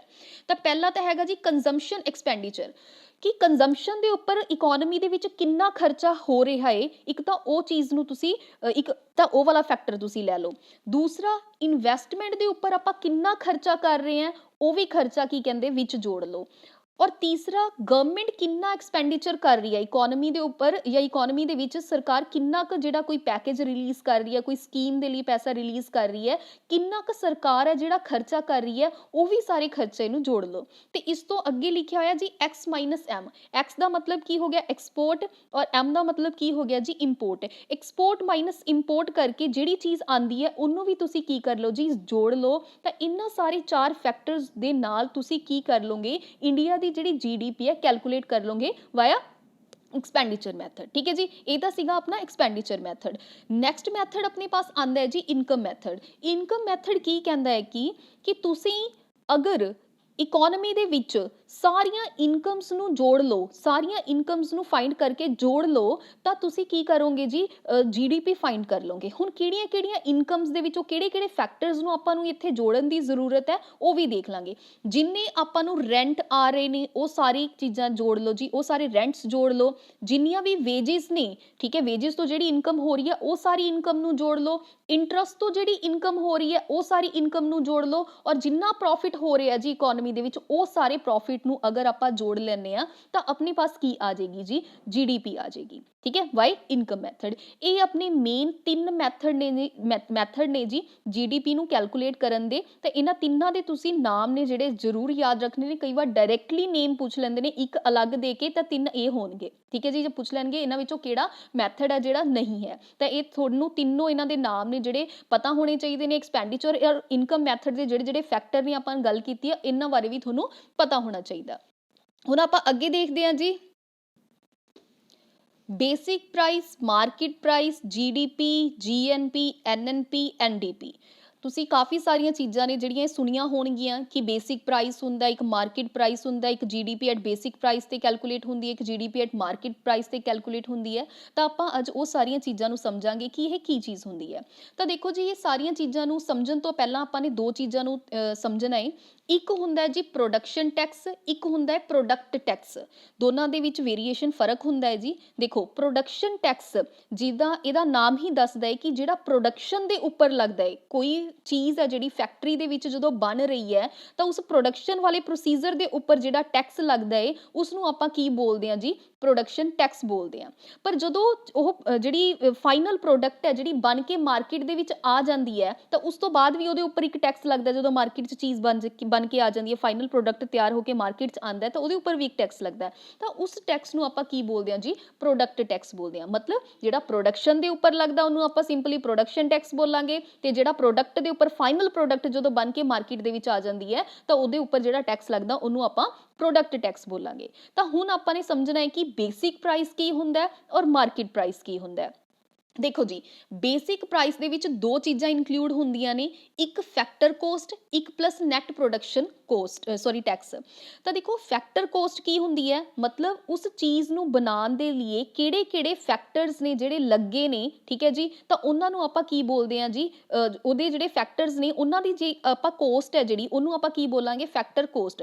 ਮਤਲਬ ਇੱਕ ਚੀਜ਼ ਨੂੰ ਬਣਾਉਣ ਲਈ ਜਿਹੜੇ ਬੇਸਿਕ ਜਿਹੜੀਆਂ ਚੀਜ਼ਾਂ ਦੀ ਜ਼ਰੂਰਤ ਪਈ ਹੈ ਉਹਨਾਂ ਸਾਰੀਆਂ ਦੀ ਜਿਹੜੀ ਕੀਮਤ ਹੈ ਆਪਾਂ ਜੋੜ ਲਾਂਗੇ, ਉਹਨਾਂ ਸਾਰੀ ਕੀਮਤ ਜੋੜ ਲਾਂਗੇ, ਉਹਨੂੰ ਆਪਾਂ ਕੀ ਬੋਲਾਂਗੇ, ਫੈਕਟਰ ਕੋਸਟ ਬੋਲਾਂਗੇ। ਔਰ ਜਦੋਂ ਉਸ ਫੈਕਟਰ ਕੋਸਟ ਦੇ ਵਿੱਚ ਆਪਾਂ ਕੀ ਐਡ ਕਰਦੇ ਆ, ਨੈਟ ਪ੍ਰੋਡਕਸ਼ਨ ਟੈਕਸ ਐਡ ਕਰਦੇ ਆ, ਤਾਂ ਆਪਣੇ ਪਾਸ ਕੀ ਬਣ ਜਾਂਦਾ ਜੀ, ਇੱਕ ਬੇਸਿਕ ਪ੍ਰਾਈਸ ਬਣ ਜਾਂਦਾ। ਠੀਕ ਹੈ ਜੀ, ਕਲੀਅਰ ਹੈ। ਮਤਲਬ ਦੇਖੋ, ਹਜੇ ਕੀ ਹੈ ਜੀ, ਪ੍ਰੋਡਕਟ ਫਾਈਨਲ ਮਾਰਕੀਟ ਦੇ ਵਿੱਚ ਨਹੀਂ ਆਈ, ਉਹਦੇ ਉੱਪਰ ਪ੍ਰੋਡਕਟ ਟੈਕਸ ਨਹੀਂ ਲੱਗਿਆ। ਉਸ ਤੋਂ ਪਹਿਲਾਂ ਪਿੱਛੇ ਵਾਲੇ ਪ੍ਰੋਸੀਜਰ ਦੇ ਵਿੱਚ ਹੀ ਜਦੋਂ ਪ੍ਰੋਡਕਟ ਲਾਈ ਕਰ ਰਹੀ ਹੈ ਤਾਂ ਉਹਦੇ ਜਿੰਨੇ ਵੀ ਫੈਕਟਰਸ ਉਹਦੇ ਵਿੱਚ ਯੂਜ਼ ਹੋਏ ਨੇ ਉਹਨਾਂ ਸਭ ਦੀ ਕੋਸਟ ਪਲੱਸ ਉਹਦੇ ਉੱਪਰ ਜਿਹੜਾ ਪ੍ਰੋਡਕਸ਼ਨ ਟੈਕਸ ਲੱਗਿਆ, ਇਹਨਾਂ ਦੋਨੋਂ ਚੀਜ਼ਾਂ ਨੂੰ ਜਦੋਂ ਆਪਾਂ ਜੋੜ ਲਾਂਗੇ ਤਾਂ ਆਪਣੇ ਪਾਸ ਕੀ ਆ ਜਾਏਗਾ ਜੀ, ਆਪਣਾ ਬੇਸਿਕ ਪ੍ਰਾਈਸ ਆਏਗਾ। ਹੁਣ ਦੇਖੋ ਜੀ, ਜਦੋਂ ਫਾਈਨਲ ਚੀਜ਼ ਬਣ ਜਾਂਦੀ ਹੈ, ਫਾਈਨਲ ਪ੍ਰੋਡਕਟ ਤਿਆਰ ਹੋ ਗਈ ਤਾਂ ਉਹਦਾ ਬੇਸਿਕ ਪ੍ਰਾਈਸ ਤਾਂ ਉਹਦੇ ਵਿੱਚ ਹੋਏਗਾ ਹੀ ਹੋਏਗਾ ਓਬਵੀਅਸਲੀ। ਔਰ ਉਹਦੇ ਉੱਪਰ ਫਾਈਨਲ ਚੀਜ਼ ਜਦੋਂ ਤਿਆਰ ਹੋ ਕੇ ਮਾਰਕੀਟ ਦੇ ਵਿੱਚ ਆ ਗਈ ਤਾਂ ਉਹਦੇ ਉੱਪਰ ਕੀ ਲੱਗ ਜਾਏਗਾ ਜੀ, ਪ੍ਰੋਡਕਟ ਟੈਕਸ ਲੱਗ ਜਾਏਗਾ। ਤਾਂ ਜਦੋਂ ਬੇਸਿਕ ਪ੍ਰਾਈਸ ਤੇ ਪ੍ਰੋਡਕਟ ਟੈਕਸ ਨੂੰ ਆਪਾਂ ਜੋੜਦੇ ਹਾਂ ਤਾਂ ਕੀ ਬਣ ਜਾਂਦਾ, ਆਪਣੇ ਪਾਸ ਮਾਰਕੀਟ ਪ੍ਰਾਈਸ ਬਣ ਜਾਂਦਾ। ਠੀਕ ਹੈ ਜੀ, ਕਲੀਅਰ ਹੈ। ਐਦਾਂ ਹੀ ਸਿੰਪਲੀ ਜੀਡੀਪੀ ਨੂੰ ਆਪਾਂ ਬੇਸਿਕ ਪ੍ਰਾਈਸ ਤੇ ਦੇਖਾਂਗੇ ਤਾਂ GDP at factor cost plus net production tax ਆਪਾਂ ਜੋੜ ਲਾਂਗੇ, ਤੇ ਜੀਡੀਪੀ ਐਟ ਮਾਰਕੀਟ ਪ੍ਰਾਈਸ ਨੂੰ ਆਪਾਂ GDP at basic price plus net product tax ਜੋੜ ਲਾਂਗੇ ਤਾਂ ਉਹ ਕੀ ਬਣ ਜਾਏਗਾ ਜੀ, ਜੀਡੀਪੀ ਐਟ ਬੇਸਿਕ ਪ੍ਰਾਈਸ ਤੇ ਜੀਡੀਪੀ ਐਟ ਮਾਰਕੀਟ ਪ੍ਰਾਈਸ। ਠੀਕ ਹੈ ਜੀ, ਇਹ ਤਾਂ ਆਪਾਂ ਨੂੰ ਪਤਾ ਚੱਲ ਗਿਆ। ਹੁਣ ਦੇਖੋ ਜੀ, ਜੀਡੀਪੀ ਆਪਾਂ ਨੇ ਸਮਝ ਲਈ ਸੀ ਕਿ ਜੀਡੀਪੀ ਕੀ ਹੁੰਦਾ ਹੈ। ਹੁਣ ਨੈਕਸਟ ਬਹੁਤ ਇੰਪੋਰਟੈਂਟ ਹੈ ਜੀ, ਜੀਡੀਪੀ ਔਰ ਜੀਐਨਪੀ ਦੇ ਵਿੱਚ ਡਿਫਰੈਂਸ ਦਾ ਆਪਾਂ ਨੂੰ ਪਤਾ ਹੋਣਾ। ਤਾਂ ਜੀਐਨਪੀ ਦੀ ਫੁੱਲ ਫਾਰਮ ਕੀ ਹੁੰਦੀ ਹੈ ਜੀ, ਗ੍ਰੋਸ ਨੈਸ਼ਨਲ ਪ੍ਰੋਡਕਟ। ਹੁਣ ਦੇਖੋ, ਇਹਦੇ ਵਿੱਚ ਨੈਸ਼ਨਲ ਵਰਡ ਯੂਜ਼ ਹੋਇਆ, ਆਪਾਂ ਇੱਕ ਤਰੀਕੇ ਨਾਲ ਇਹਨੂੰ ਯਾਦ ਕਰਨ ਦੀ ਟ੍ਰਿਕ ਦੇਖਦੇ ਹਾਂ ਕਿ ਇਹਦੇ ਵਿੱਚ ਇੱਕ ਨੈਸ਼ਨਲ ਜਿਹੜਾ ਵਰਡ ਯੂਜ਼ ਹੋਇਆ ਹੈ ਤਾਂ ਇਹਦਾ ਮਤਲਬ ਕੀ ਹੈ ਕਿ ਜਿੰਨੇ ਵੀ ਨੇਸ਼ਨ ਦੇ ਵਿੱਚ ਮਤਲਬ ਜਿਹੜੀ ਇਨਕਮ ਹੋ ਰਹੀ ਹੈ, ਠੀਕ ਹੈ ਜੀ, ਮਤਲਬ ਜਿਹੜੀ ਆਪਾਂ ਜਿੱਥੋਂ ਪੈਸਾ ਜਨਰੇਟ ਹੋਇਆ ਨੇਸ਼ਨ ਦੇ ਮਤਲਬ ਜਿਹੜੇ ਸਿਟੀਜ਼ਨਸ ਨੇ ਜਿਹੜੇ, ਔਰ ਇਸ ਤੋਂ ਬਿਨਾਂ ਜਿਹੜੇ ਹੋਰ NRI ਨੇ, ਉਹਨਾਂ ਸਭ ਦਾ ਜਿਹੜਾ ਆਪਾਂ ਜਿਹੜਾ ਪੈਸਾ ਜੋੜਦੇ ਹਾਂ ਤਾਂ ਉਹ GNP ਹੁੰਦਾ। ਫੋਰ ਐਗਜ਼ਾਮਪਲ ਦੇਖੋ, ਧਿਆਨ ਨਾਲ ਸਮਝਦੇ ਹਾਂ ਆਪਾਂ ਇਸ ਚੀਜ਼ ਨੂੰ।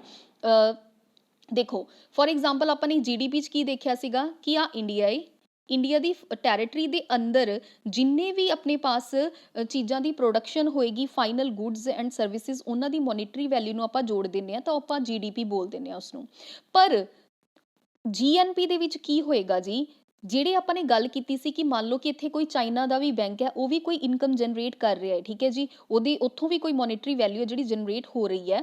ਤਾਂ GNP ਦੇ ਵਿੱਚ ਜਿਹੜੇ ਇੰਡੀਆ ਦੇ ਵਿੱਚ ਫੋਰਨਰਸ ਇਨਕਮ ਜਨਰੇਟ ਕਰ ਰਹੇ ਨੇ ਉਹਨਾਂ ਨੂੰ ਆਪਾਂ ਮਾਈਨਸ ਕਰ ਦਾਂਗੇ, ਔਰ ਜਿਹੜੇ ਇੰਡੀਆ ਦੇ ਬੰਦੇ ਫੋਰਨ ਦੇ ਵਿੱਚ ਜਾ ਕੇ ਕੋਈ ਇਨਕਮ ਜਨਰੇਟ ਕਰ ਰਹੇ ਨੇ ਉਹਨਾਂ ਨੂੰ ਆਪਾਂ ਕੀ ਕਰ ਲਾਂਗੇ ਜੀ, ਐਡ ਕਰ ਲਾਂਗੇ। ਦੇਖੋ ਜੀ ਕਿੱਦਾਂ, ਦੇਖੋ GDP ਲਿਖਿਆ ਹੋਇਆ ਜੀ, GNP ਕੀ ਹੁੰਦਾ ਹੈ, GDP ਦੇ ਵਿੱਚ ਆਪਾਂ net factor income from abroad ਜੋੜ ਦਾਂਗੇ। ਹੁਣ net factor income from abroad ਕੀ ਹੁੰਦੀ ਹੈ, ਮਤਲਬ ਇੰਡੀਆ ਦੀ ਟੈਰੀਟਰੀ ਦੇ ਵਿੱਚ ਜਿਹੜੇ ਫੋਰਨਰਸ ਰਹਿ ਰਹੇ ਨੇ ਉਹਨਾਂ ਸਾਰੀ ਇਨਕਮ ਨੂੰ ਆਪਾਂ ਐਕਸਕਲੂਡ ਕਰ ਦਾਂਗੇ ਔਰ ਜਿਹੜੇ ਇੰਡੀਆ ਦੇ ਸਿਟੀਜ਼ਨਸ ਜਿਨ੍ਹਾਂ ਨੂੰ ਆਪਾਂ NRI ਕਹਿੰਦੇ ਆ, ਬਾਹਰ ਰਹਿ ਰਹੇ ਨੇ, ਉਹਨਾਂ ਦੀ ਇਨਕਮ ਨੂੰ ਆਪਾਂ ਜੋੜ ਲਾਂਗੇ ਤਾਂ ਉਹ ਕੀ ਬਣ ਜਾਂਦੀ ਹੈ ਆਪਣੇ ਪਾਸ, GNP ਬਣ ਜਾਂਦੀ ਹੈ। ਠੀਕ ਹੈ, ਮਤਲਬ GNP ਬੇਸਿਕਲੀ ਇੰਡੀਆ ਦੇ ਜਿਹੜੇ ਮੇਨ ਜਿਹੜੇ ਸਿਟੀਜ਼ਨਸ ਹੁੰਦੇ ਨੇ ਉਹਨਾਂ ਦੀ ਇਨਕਮ ਹੋਏਗੀ, ਇੰਡੀਆ ਦੇ ਜਿਹੜੇ ਬੰਦੇ ਹੁੰਦੇ ਨੇ ਉਹਨਾਂ ਦੀ ਇਨਕਮ ਨੂੰ ਹੀ ਆਪਾਂ ਕੀ ਕਰਾਂਗੇ, GNP ਕਵਾਂਗੇ, ਅਗਰ ਸਿੰਪਲ ਜੀ ਆਪਾਂ ਭਾਸ਼ਾ ਦੇ ਵਿੱਚ ਇਹਨੂੰ ਦੇਖੀਏ। ਠੀਕ ਹੈ ਜੀ, ਉਸ ਤੋਂ ਬਾਅਦ ਆਪਣੇ ਪਾਸ ਆ ਗਿਆ NNP। ਠੀਕ ਹੈ ਜੀ,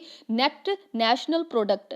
ਹੁਣ ਇਹਦੇ ਵਿੱਚ ਕੀ ਹੁੰਦਾ ਜੀ, GNP ਦੇ ਵਿੱਚੋਂ ਜਦੋਂ ਆਪਾਂ ਡੈਪਰੀਸੀਏਸ਼ਨ ਮਾਈਨਸ ਕਰ ਦਿੰਦੇ ਆ ਤਾਂ ਆਪਣੇ ਪਾਸ ਕੀ ਆ ਜਾਂਦਾ, NNP ਆ ਜਾਂਦਾ। ਡੈਪਰੀਸੀਏਸ਼ਨ ਆਪਾਂ ਨੇ ਦੇਖ ਹੀ ਲਿਆ ਸੀਗਾ। ਠੀਕ ਹੈ ਜੀ, ਕੀ ਹੁੰਦਾ ਤਾਂ GNP ਦੇ ਵਿੱਚੋਂ ਜਦੋਂ ਤੁਸੀਂ ਡੈਪਰੀਸੀਏਸ਼ਨ ਮਾਈਨਸ ਕਰ ਦੋਗੇ ਤਾਂ ਕੀ ਆ ਜਾਏਗਾ ਆਪਣੇ ਪਾਸ, NNP ਆ ਜਾਏਗਾ। ਐਦਾਂ ਹੀ NDP ਕੀ ਹੁੰਦਾ ਜੀ ਆਪਣੇ ਪਾਸ, GDP ਚੋਂ ਜਦੋਂ ਤੁਸੀਂ ਡੈਪਰੀਸੀਏਸ਼ਨ ਮਾਈਨਸ ਕਰ ਦੋਗੇ ਤਾਂ ਕੀ ਆ ਜਾਏਗਾ ਜੀ ਆਪਣੇ ਪਾਸ, NDP ਆ ਜਾਏਗਾ।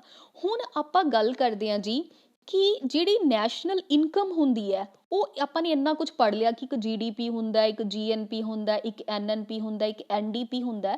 ਤਾਂ ਜਿਹੜੀ ਨੈਸ਼ਨਲ ਇਨਕਮ ਹੈ ਉਹ ਕਿਸ ਬੇਸ ਤੇ ਜਿਹੜੀ ਕੈਲਕੂਲੇਟ ਕੀਤੀ ਜਾਂਦੀ ਹੈ, ਤਾਂ ਇਹ ਵੀ ਤੁਹਾਨੂੰ ਪਤਾ ਹੋਣਾ ਚਾਹੀਦਾ। ਜੋ ਨੈਸ਼ਨਲ ਇਨਕਮ ਹੁੰਦੀ ਹੈ ਉਹ NNP ਐਟ ਫੈਕਟਰ ਕੋਸਟ ਦੇ ਉੱਪਰ ਕੀ ਕੀਤੀ ਜਾਂਦੀ ਹੈ ਜੀ, ਕੈਲਕੂਲੇਟ ਕੀਤੀ ਜਾਂਦੀ ਹੈ। ਇਸ ਚੀਜ਼ ਦਾ ਧਿਆਨ ਰੱਖਿਓ। ਔਰ ਇਸ ਤੋਂ ਬਿਨਾਂ ਦੇਖੋ ਜੀ, ਜਿੰਨੀਆਂ ਵੀ ਇਕੋਨਮੀਜ਼ ਨੇ ਜਾਂ ਜਿੰਨੀਆਂ ਵੀ ਕੰਟਰੀਜ਼ ਨੇ ਉਹਨਾਂ ਨੂੰ ਅਲੱਗ-ਅਲੱਗ ਕੈਟਾਗਰੀ ਦੇ ਵਿੱਚ ਰੱਖਿਆ ਗਿਆ ਅਕੋਰਡਿੰਗ ਟੂ ਇਨਕਮ। ਠੀਕ ਹੈ, ਜਿੱਦਾਂ ਅਪਰ ਮਿਡਲ ਇਨਕਮ ਕੰਟਰੀ ਹੋ ਗਿਆ, ਲੋਅਰ ਮਿਡਲ ਇਨਕਮ ਕੰਟਰੀ ਹੋ ਗਿਆ, ਲੋਅਰ ਮਿਡਲ ਇਨਕਮ ਨੇਸ਼ਨ ਹੋ ਗਿਆ। ਠੀਕ ਹੈ, ਐਦਾਂ। ਤਾਂ ਇੰਡੀਆ ਕਿਹੜੀ ਕੈਟਾਗਰੀ ਦੇ ਵਿੱਚ ਆਂਦਾ ਇਹ ਆਪਾਂ ਨੂੰ ਪਤਾ ਹੋਣਾ ਚਾਹੀਦਾ। ਇੰਡੀਆ ਆਂਦਾ ਜੀ ਲੋਅਰ ਮਿਡਲ ਇਨਕਮ ਨੇਸ਼ਨ ਦੇ ਵਿੱਚ, ਜਿੱਥੇ ਜਿਹੜੀ ਇਨਕਮ ਦਾ ਜਿਹੜਾ ਸਟੇਟਸ ਹੈ, ਹੁਣੀ ਰੀਸੈਂਟਲੀ 2020 ਦੇ ਵਿੱਚ ਇਹ ਡਾਟਾ ਹੈ ਜਿਹੜਾ ਅਪਡੇਟ ਹੋਇਆ ਹੈ, ਉਹ ਲਿਖਿਆ ਹੋਇਆ ਜੀ 1036 ਤੋਂ ਲੈ ਕੇ 4045 ਦੀ ਜਿਹੜੀ ਰੇਂਜ ਆਂਦੀ ਹੈ ਇਨਕਮ ਦੀ, ਉਹ ਜਿਹੜੀਆਂ ਕੰਟਰੀਜ਼ ਨੇ ਉਹ ਸਾਰੀਆਂ ਲੋਅਰ ਮਿਡਲ ਇਨਕਮ ਕੰਟਰੀ ਦੇ ਵਿੱਚ ਆਉਂਦੀਆਂ ਨੇ। ਤਾਂ ਇੰਡੀਆ ਕੀ ਹੈ ਜੀ ਆਪਣਾ ਲੋਅਰ ਮਿਡਲ ਇਨਕਮ ਕੰਟਰੀ ਦੇ ਵਿੱਚ ਆਂਦਾ ਹੈ। ਇਹ ਚੀਜ਼ ਦਾ ਤੁਸੀਂ ਧਿਆਨ ਰੱਖਣਾ, ਇਹ ਕਿਤੇ ਜਿਹੜਾ ਕੁਐਸਚਨ ਹੈ ਪੁੱਛਿਆ ਗਿਆ ਹੈ ਜੀ। ਠੀਕ ਹੈ ਜੀ, ਹੁਣ ਆਪਾਂ ਅੱਗੇ ਚੱਲਦੇ ਹਾਂ ਜੀ। ਗਿਨੀ ਕੋਫੀਸ਼ੀਐਂਟ ਹੁਣ ਹੈਗਾ ਜੀ ਆਪਣੇ ਪਾਸ, ਆਪਾਂ ਨੈਕਸਟ ਦੇਖਣਾ ਹੈ ਜੀ ਗਿਨੀ ਕੋਫੀਸ਼ੀਐਂਟ। ਹੁਣ ਦੇਖੋ ਜੀ ਗਿਨੀ ਕੋਫੀਸ਼ੀਐਂਟ ਕੀ ਹੁੰਦਾ ਹੈ, ਦੇਖੋ ਆਪਾਂ ਨੇ ਇਨਕਮ ਬਾਰੇ ਗੱਲ ਕੀਤੀ ਸੀਗੀ। ਠੀਕ ਹੈ ਜੀ, ਤਾਂ ਜਿਹੜਾ ਗਿਨੀ ਕੋਫੀਸ਼ੀਐਂਟ ਹੁੰਦਾ ਹੈ ਉਹ ਚੈੱਕ ਕਰਦਾ ਹੈ ਕਿ ਇੱਕ ਦੇਸ਼ ਦੇ ਵਿੱਚ ਜਿਹੜੀਆਂ ਇਨਕਮਸ ਦੀਆਂ ਕਿੰਨੀਆਂ ਇਕੁਐਲਿਟੀਜ਼ ਨੇ, ਇਕੁਐਲਿਟੀ ਹੈ ਜਾਂ ਇਨਇਕੁਐਲਿਟੀ ਹੈ, ਕਿਸ ਲੈਵਲ ਤੇ ਹੈਗੀ ਆ ਜੀ ਇਨਕਮ, ਇਕੁਅਲ ਹੈ, ਇਨਕਮ ਦੇ ਵਿੱਚ ਇਕੁਐਲਿਟੀ ਹੈ ਜਾਂ ਇਕੁਐਲਿਟੀ ਨਹੀਂ ਹੈਗੀ। ਤਾਂ ਦੇਖੋ ਜੀ ਜਿਹੜਾ ਗਿਨੀ ਕੋਫੀਸ਼ੀਐਂਟ, ਇੱਥੇ ਆਪਾਂ ਨੂੰ ਕੀ ਜਾਣਨ ਦੀ ਜ਼ਰੂਰਤ ਹੈ, ਜਿਹੜੀ ਗਿਨੀ ਕੋਫੀਸ਼ੀਐਂਟ ਦੀ ਜਿਹੜੀ ਵੈਲਿਊ ਹੈ ਉਹ 0 ਤੋਂ 1 ਦੇ ਵਿਚਕਾਰ, 0 ਤੋਂ 1 ਦੇ ਵਿਚਕਾਰ ਕੀ ਕਰਦੀ ਹੈ ਜੀ, ਲਾਈ ਕਰਦੀ ਹੈ। ਇੱਕ ਤਾਂ ਤੁਸੀਂ ਇਹ ਚੀਜ਼ ਯਾਦ ਰੱਖਣੀ ਹੈ। ਠੀਕ ਹੈ ਜੀ, 0 ਤੋਂ ਲੈ ਕੇ 1 ਦੇ ਵਿਚਕਾਰ ਜਿਹੜੀ ਗਿਨੀ ਕੋਫੀਸ਼ੀਐਂਟ ਦੀ ਜਿਹੜੀ ਵੈਲਿਊ ਹੈ ਉਹ ਕੀ ਕਰਦੀ ਹੈ ਜੀ, ਲਾਈ ਕਰਦੀ ਹੈ। ਤੇ ਇਸ ਤੋਂ ਬਿਨਾਂ ਅਗਰ ਤਾਂ ਗਿਨੀ ਕੋਫੀਸ਼ੀਐਂਟ ਦੀ ਜਿਹੜੀ ਵੈਲਿਊ ਹੈ ਉਹ ਨੀਅਰ ਬਾਈ 0 ਆ ਰਹੀ ਹੈ ਤਾਂ ਆਪਾਂ ਉਸ ਨੂੰ ਕੀ ਬੋਲਾਂਗੇ ਜੀ, ਪਰਫੈਕਟ ਇਕੁਐਲਿਟੀ ਬੋਲਾਂਗੇ। ਮਤਲਬ ਅਗਰ ਗਿਨੀ ਕੋਫੀਸ਼ੀਐਂਟ ਦੀ ਜਿਹੜੀ ਵੈਲਿਊ ਹੈ ਨੀਅਰੈਸਟ ਟੂ 0 ਆ ਰਹੀ ਹੈ ਤਾਂ ਉਸ ਦੇਸ਼ ਦੀ ਇਕੋਨਮੀ ਦੇ ਵਿੱਚ ਇਨਕਮ ਦੇ ਬੇਸ ਤੇ ਕੀ ਹੈ ਜੀ, ਇਕੁਐਲਿਟੀ ਹੈ। ਅਗਰ ਗਿਨੀ coefficient the value nearest to 1 ਆ ਰਹੀ ਹੈ, 1 ਦੇ ਨੀਅਰ ਬਾਈ ਆ ਰਹੀ ਹੈ, ਤਾਂ ਉਸ ਦੇਸ਼ ਦੀ ਇਕੋਨਮੀ ਦੇ ਵਿੱਚ ਇਨਕਮ ਦੇ ਬੇਸ ਤੇ ਕੀ ਹੈ ਜੀ, ਇਨਇਕੁਐਲਿਟੀ ਹੈ। ਤਾਂ ਗਿਨੀ ਕੋਫੀਸ਼ੀਐਂਟ ਕਾਦੇ ਲਈ ਯੂਜ਼ ਹੁੰਦਾ ਹੈ ਜੀ, ਕਾਦੇ ਲਈ ਕੀ ਚੈੱਕ ਕਰਦਾ ਹੈ, ਇਨਕਮ ਦੇ ਵਿੱਚ ਇਕੁਐਲਿਟੀ ਹੈ ਜਾਂ ਨॉन ਇਕੁਐਲਿਟੀ ਹੈ, ਇਹ ਚੀਜ਼ ਨੂੰ ਚੈੱਕ ਕਰਨ ਦੇ ਲਈ ਕੀ ਹੁੰਦਾ ਹੈ ਜੀ ਆਪਣੇ ਪਾਸ ਗਿਨੀ ਕੋਫੀਸ਼ੀਐਂਟ ਹੈ ਯੂਜ਼ ਕੀਤਾ ਜਾਂਦਾ ਹੈ। ਹੁਣ ਆਪਾਂ ਅੱਗੇ ਦੇਖਦੇ ਹਾਂ ਜੀ, ਆਪਣੇ ਪਾਸ ਨੈਕਸਟ ਹੈਗਾ ਗ੍ਰੀਨ GDP। ਅਗਲਾ ਆਪਾਂ ਦੇਖਦੇ ਹਾਂ ਜੀ, ਜਿਹੜਾ ਨੈਕਸਟ ਹੈ ਆਪਣੇ ਪਾਸ ਜਿਹੜਾ ਟੌਪਿਕ ਹੈ ਉਹ ਹੈਗਾ ਜੀ ਆਪਣਾ ਗ੍ਰੀਨ GDP। ਹੁਣ ਦੇਖੋ ਜੀ GDP ਤਾਂ ਤੁਹਾਨੂੰ ਸਮਝ ਆ ਚੁੱਕਿਆ ਹੈ ਕਿ GDP ਕੀ ਹੁੰਦੀ ਹੈ। ਹੁਣ ਨਵਾਂ ਹੀ ਚੀਜ਼ ਆ ਗਈ ਆਪਣੇ ਸਾਹਮਣੇ, ਗ੍ਰੀਨ GDP। ਦੇਖੋ ਜੀ GDP ਆਪਾਂ ਨੂੰ ਪਤਾ ਹੈ ਕਿ ਇੱਕ ਦੇਸ਼ ਦੀ ਇਕੋਨਮੀ ਦੇ ਇੱਕ ਬਾਉਂਡਰੀ ਦੇ ਵਿੱਚ, ਠੀਕ ਹੈ ਜੀ, ਇੱਕ ਦੇਸ਼ ਦੀ ਟੈਰੀਟਰੀ ਦੇ ਵਿੱਚ ਆਪਾਂ ਨੇ ਦੇਖ ਹੀ ਲਿਆ ਕਿ ਇੱਕ ਸਾਲ ਦੇ ਵਿੱਚ ਫਾਈਨਲ ਜਿਹੜੀਆਂ ਗੁੱਡਸ ਐਂਡ ਸਰਵਿਸਿਜ਼ ਨੇ ਉਹਨਾਂ ਦੀ ਮੋਨੀਟਰੀ ਵੈਲਿਊ ਨੂੰ ਆਪਾਂ ਕੀ ਬੋਲਦੇ ਹਾਂ, GDP ਬੋਲਦੇ ਹਾਂ।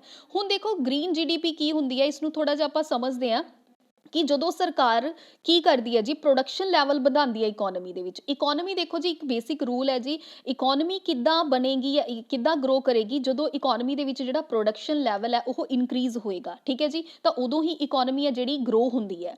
ਤਾਂ ਹੁਣ ਦੇਖੋ ਗ੍ਰੀਨ GDP ਕੀ ਕਹਿੰਦੀ ਹੈ ਕਿ ਜਦੋਂ ਆਪਾਂ ਪ੍ਰੋਡਕਸ਼ਨ ਲੈਵਲ ਨੂੰ ਇਨਕਰੀਜ਼ ਕਰਨਾ ਹੈ ਇਕੋਨਮੀ ਦੇ ਵਿੱਚ, ਤਾਂ ਸਰਕਾਰ ਕੀ ਕਰਦੀ ਹੈ, ਨਵੇਂ-ਨਵੇਂ ਪ੍ਰੋਜੈਕਟਸ ਲਾਂਚ ਕਰਦੀ ਹੈ, ਪੈਕੇਜ ਲਾਂਚ ਕਰਦੀ ਹੈ, ਪੈਸਾ ਲਾਂਚ ਕਰਦੀ ਹੈ, ਇਕੋਨਮੀ ਦੇ ਵਿੱਚ ਪੈਸੇ ਨੂੰ ਪੰਪ ਕੀਤਾ ਜਾਂਦਾ ਹੈ। ਠੀਕ ਹੈ ਜੀ, ਅਲੱਗ-ਅਲੱਗ ਲੋਨਸ ਵਗੈਰਾ ਦੇ ਥਰੂ। ਤਾਂ ਹੁਣ ਦੇਖੋ ਜਦੋਂ ਪ੍ਰੋਡਕਸ਼ਨ ਨੂੰ ਵਧਾਉਣ ਦੇ ਲਈ ਸਰਕਾਰ ਇਨਵਾਇਰਨਮੈਂਟ ਦਾ ਕੀ ਕਰ ਦਿੰਦੀ ਹੈ, ਮਤਲਬ ਇਨਵਾਇਰਨਮੈਂਟ ਨੂੰ ਨਿਗਲੈਕਟ ਕਰ ਦਿੰਦੀ ਆ, ਇਨਵਾਇਰਨਮੈਂਟ ਦਾ ਨੁਕਸਾਨ ਕਰ ਦਿੰਦੀ ਹੈ। ਠੀਕ ਹੈ ਜੀ, ਮਤਲਬ ਆਪਾਂ ਜ਼ਿਆਦਾ ਫੋਕਸ ਕਰ ਰਹੇ ਹਾਂ ਕਿਹਦੇ ਵੱਲ, ਆਪਣੀ ਪ੍ਰੋਡਕਸ਼ਨ ਇਨਕਰੀਜ਼ ਕਰਨ ਦੇ ਵਿੱਚ, ਚਾਹੇ ਆਪਣਾ ਇਨਵਾਇਰਨਮੈਂਟ ਥੋੜਾ ਡੈਮੇਜ ਹੋ ਜਾਵੇ ਤਾਂ ਆਪਾਂ ਨੂੰ ਕੋਈ ਇਸ਼ੂ ਨਹੀਂ। ਤਾਂ ਜਦੋਂ ਸਰਕਾਰ ਪ੍ਰੋਡਕਸ਼ਨ ਨੂੰ ਵਧਾਉਣ ਦੇ ਲਈ ਇਨਵਾਇਰਨਮੈਂਟ ਨੂੰ ਡੈਮੇਜ ਕਰਦੀ ਹੈ, ਠੀਕ ਹੈ ਜੀ, ਤਾਂ ਜਦੋਂ ਗ੍ਰੀਨ ਜੀਡੀਪੀ ਕੈਲਕੂਲੇਟ ਹੁੰਦੀ ਹੈ ਤਾਂ ਫਾਈਨਲ ਜੀਡੀਪੀ ਜਿਹੜੀ ਆਪਣੇ ਸਾਹਮਣੇ ਆਂਦੀ ਹੈ, ਉਹਦੇ ਵਿੱਚੋਂ ਆਪਾਂ ਜਿਹੜਾ ਉਹ ਇਨਵਾਇਰਨਮੈਂਟ ਦਾ ਡੈਮੇਜ ਕੀਤਾ ਹੈ ਸਰਕਾਰ ਨੇ, ਉਸ ਦੀ ਮੋਨੀਟਰੀ ਵੈਲਿਊ ਨੂੰ ਵੀ ਜਦੋਂ ਆਪਾਂ ਮਾਈਨਸ ਕਰਦੇ ਹਾਂ ਤਾਂ ਆਪਣੇ ਪਾਸ ਕਿਹੜੀ ਜੀਡੀਪੀ ਆਂਦੀ ਹੈ, ਗ੍ਰੀਨ ਜੀਡੀਪੀ ਆਂਦੀ ਹੈ। ਠੀਕ ਹੈ ਜੀ, ਜੀਡੀਪੀ ਆਪਾਂ ਨੂੰ ਪਤਾ ਹੈ ਕਿ ਕਿਹੜੀ ਹੁੰਦੀ, ਆਪਾਂ ਨੇ ਸਮਝ ਹੀ ਲਈ। ਤਾਂ ਉਹਦੇ ਵਿੱਚੋਂ ਜਦੋਂ ਉਹ ਵਾਲੀ ਜੀਡੀਪੀ ਦੇ ਵਿੱਚੋਂ ਜਿੰਨਾ ਇਨਵਾਇਰਨਮੈਂਟ ਡੈਮੇਜ ਹੋਇਆ ਏ ਉਹਦੀ ਮੋਨੀਟਰੀ ਵੈਲਿਊ ਆਪਾਂ ਨੇ ਕੱਢ ਲਈ, ਠੀਕ ਹੈ ਜੀ, ਔਰ ਉਹਦੇ ਵਿੱਚੋਂ ਆਪਾਂ ਉਹਨੂੰ ਮਾਈਨਸ ਕਰਤਾ ਤਾਂ ਉਹ ਕੀ ਆ ਜਾਂਦੀ ਹੈ, ਆਪਣੇ ਪਾਸ ਗ੍ਰੀਨ ਜੀਡੀਪੀ ਆ ਜਾਂਦੀ ਹੈ। ਠੀਕ ਹੈ ਜੀ, ਤਾਂ ਨੈਕਸਟ ਹੈਗਾ ਜੀ, ਹੁਣ ਨੈਕਸਟ ਜਿਹੜਾ ਆਪਣੇ ਪਾਸ ਟੌਪਿਕ ਹੈ ਉਹ ਹੈਗਾ ਜੀ ਆਪਣੇ ਪਾਸ ਇਨਫਲੇਸ਼ਨ। ਆਪਾਂ ਇਨਫਲੇਸ਼ਨ ਨੂੰ ਵੀ ਦੇਖਿਆ ਸੀਗਾ, ਆਪਾਂ ਨੇ ਪਿੱਛੇ ਵੀ ਪੜਿਆ ਸੀਗਾ। ਇਨਫਲੇਸ਼ਨ ਦਾ ਜਿਹੜਾ ਸਿੰਪਲ ਮੀਨਸ ਹੈ ਉਹ ਆਪਾਂ ਨੂੰ ਪਤਾ ਹੀ ਹੈ ਕਿ ਮਹਿੰਗਾਈ।